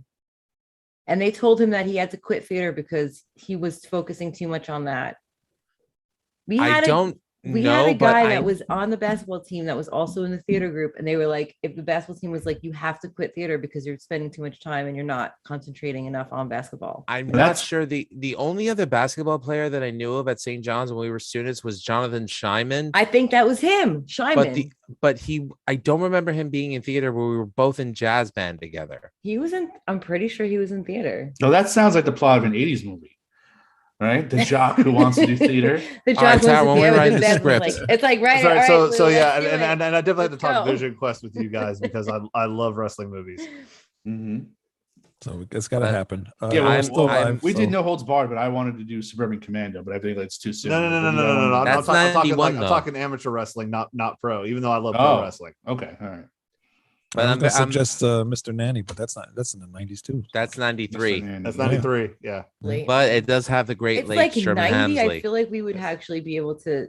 It's like 90. We could maybe be able At to do some it, but point, we're gonna have to- 93. It's yeah. You're gonna have to, yeah. Hey, listen, if we're doing this for another like 10 years, maybe, but there's a plethora of 80s movies out there that we don't even know about, I'm sure. Do you even know what that word means? Plethora. Plethora. Three Amigos But I will say on the Exactly. that list. I do want to say this though. I feel like Rat Salad Review, since we got James and Manny on board, the show's been great. Greg, we missed you tonight, so we hope you're back next week. And I feel like the network's gotten better because we got Tara and Adam from Just the Cheese Please, so much respect to all you guys. Wow, that means a lot. Thank you. Them and we're also Mark and Jer from the BS sessions as well. BS sessions Yes. was really great. I need to actually get a hold of them And, again because we well actually I'm hoping so. I haven't communicated back to do the show because every time we say the show, the Niners keep winning. So I don't want to jinx a damn thing. All right. So you'll get on. Yeah, there you would eventually. actually be great on that show because Mark's such a football fan. Yes, we're both fans of the same team too. Well, thank you and Wayne and James for having me on. I never did podcasts until the Alice Cooper thing. So thank you guys. Yeah, seriously, You're dude, you're great for it. I mean, like, I In the know show, you were friends with Manny. Wayne wants to no, go. no, no. Hey, Rich, goodbye. This is my last thing. Goodbye. This is my last thing, right? So I There's live too out in many Arizona. people. Apparently, Alice Cooper is on the radio like every night. Yeah, Okay. Nights with Yeah, Alice yeah, yeah. Cooper. Yeah. Wow. Okay. Is that just in Arizona or is that No, it's syndicated, Syndicated? but Okay. it's syndicated. Yeah. So interesting? All right, I'm gonna stop talking so we get into the show. go ahead, Wayne. End the Nope, show. nope. I don't want the way to end the show. I want to keep going. We're just gonna keep it rolling. I feel baby. bad for Tara. She's a half hour past her bedtime. It's been amazing, Eastern guys. time zone, just like Seriously, most of us. No, I really enjoyed this. Seriously, thank you so much. And I really look forward to more times for real. So peace All right, out, cool. guys. Thank you. But ratsaladreview.com and next week next week we start a whole series of all these bands from this promotion group that actually my band just joined, the online metal promo. So we're going to be talking to a lot of bands that belong to that label or whatever, and that's going to be fun. It's going to be for actually a couple months, but it'll be interesting. And Wayne and I actually did go make the effort to speak to one of the best comic artists out there who is also responsible for one of the greatest Black Sabbath album covers. Mhm. That album cover is Mob Rules. That artist is Greg Hildebrand. He's going to be a future guest on Rat Salad Review. So I'm Wayne, I'm sure I could speak for all of us. We're really excited about that because that's one of the sickest fucking album covers ever. Yeah. And he's actually redoing it right now in like this big, huge print. So I will buy a print. Yeah. So it's going to be really cool to talk to him. So we'll see when that will be, and we will let you guys know. So always look on ratsaladreview.com. Follow us on Facebook, Twitter, TikTok, Instagram, and then listen to our podcast, Apple, where else Anchor, Spotify. Just look up Rat Salad Anchor's Review. an app that Podbean helps and a bunch of places. distribute it there, sir. No, we're not on Podbean, but just look up Rat Salad Review. You can We're find not us. on Podbean anymore? Nope, I discontinued all that stuff. Oh, well, fuck them. Yeah, Anyway. yeah, yep. So ratsaladreview.com. We will see you guys next time.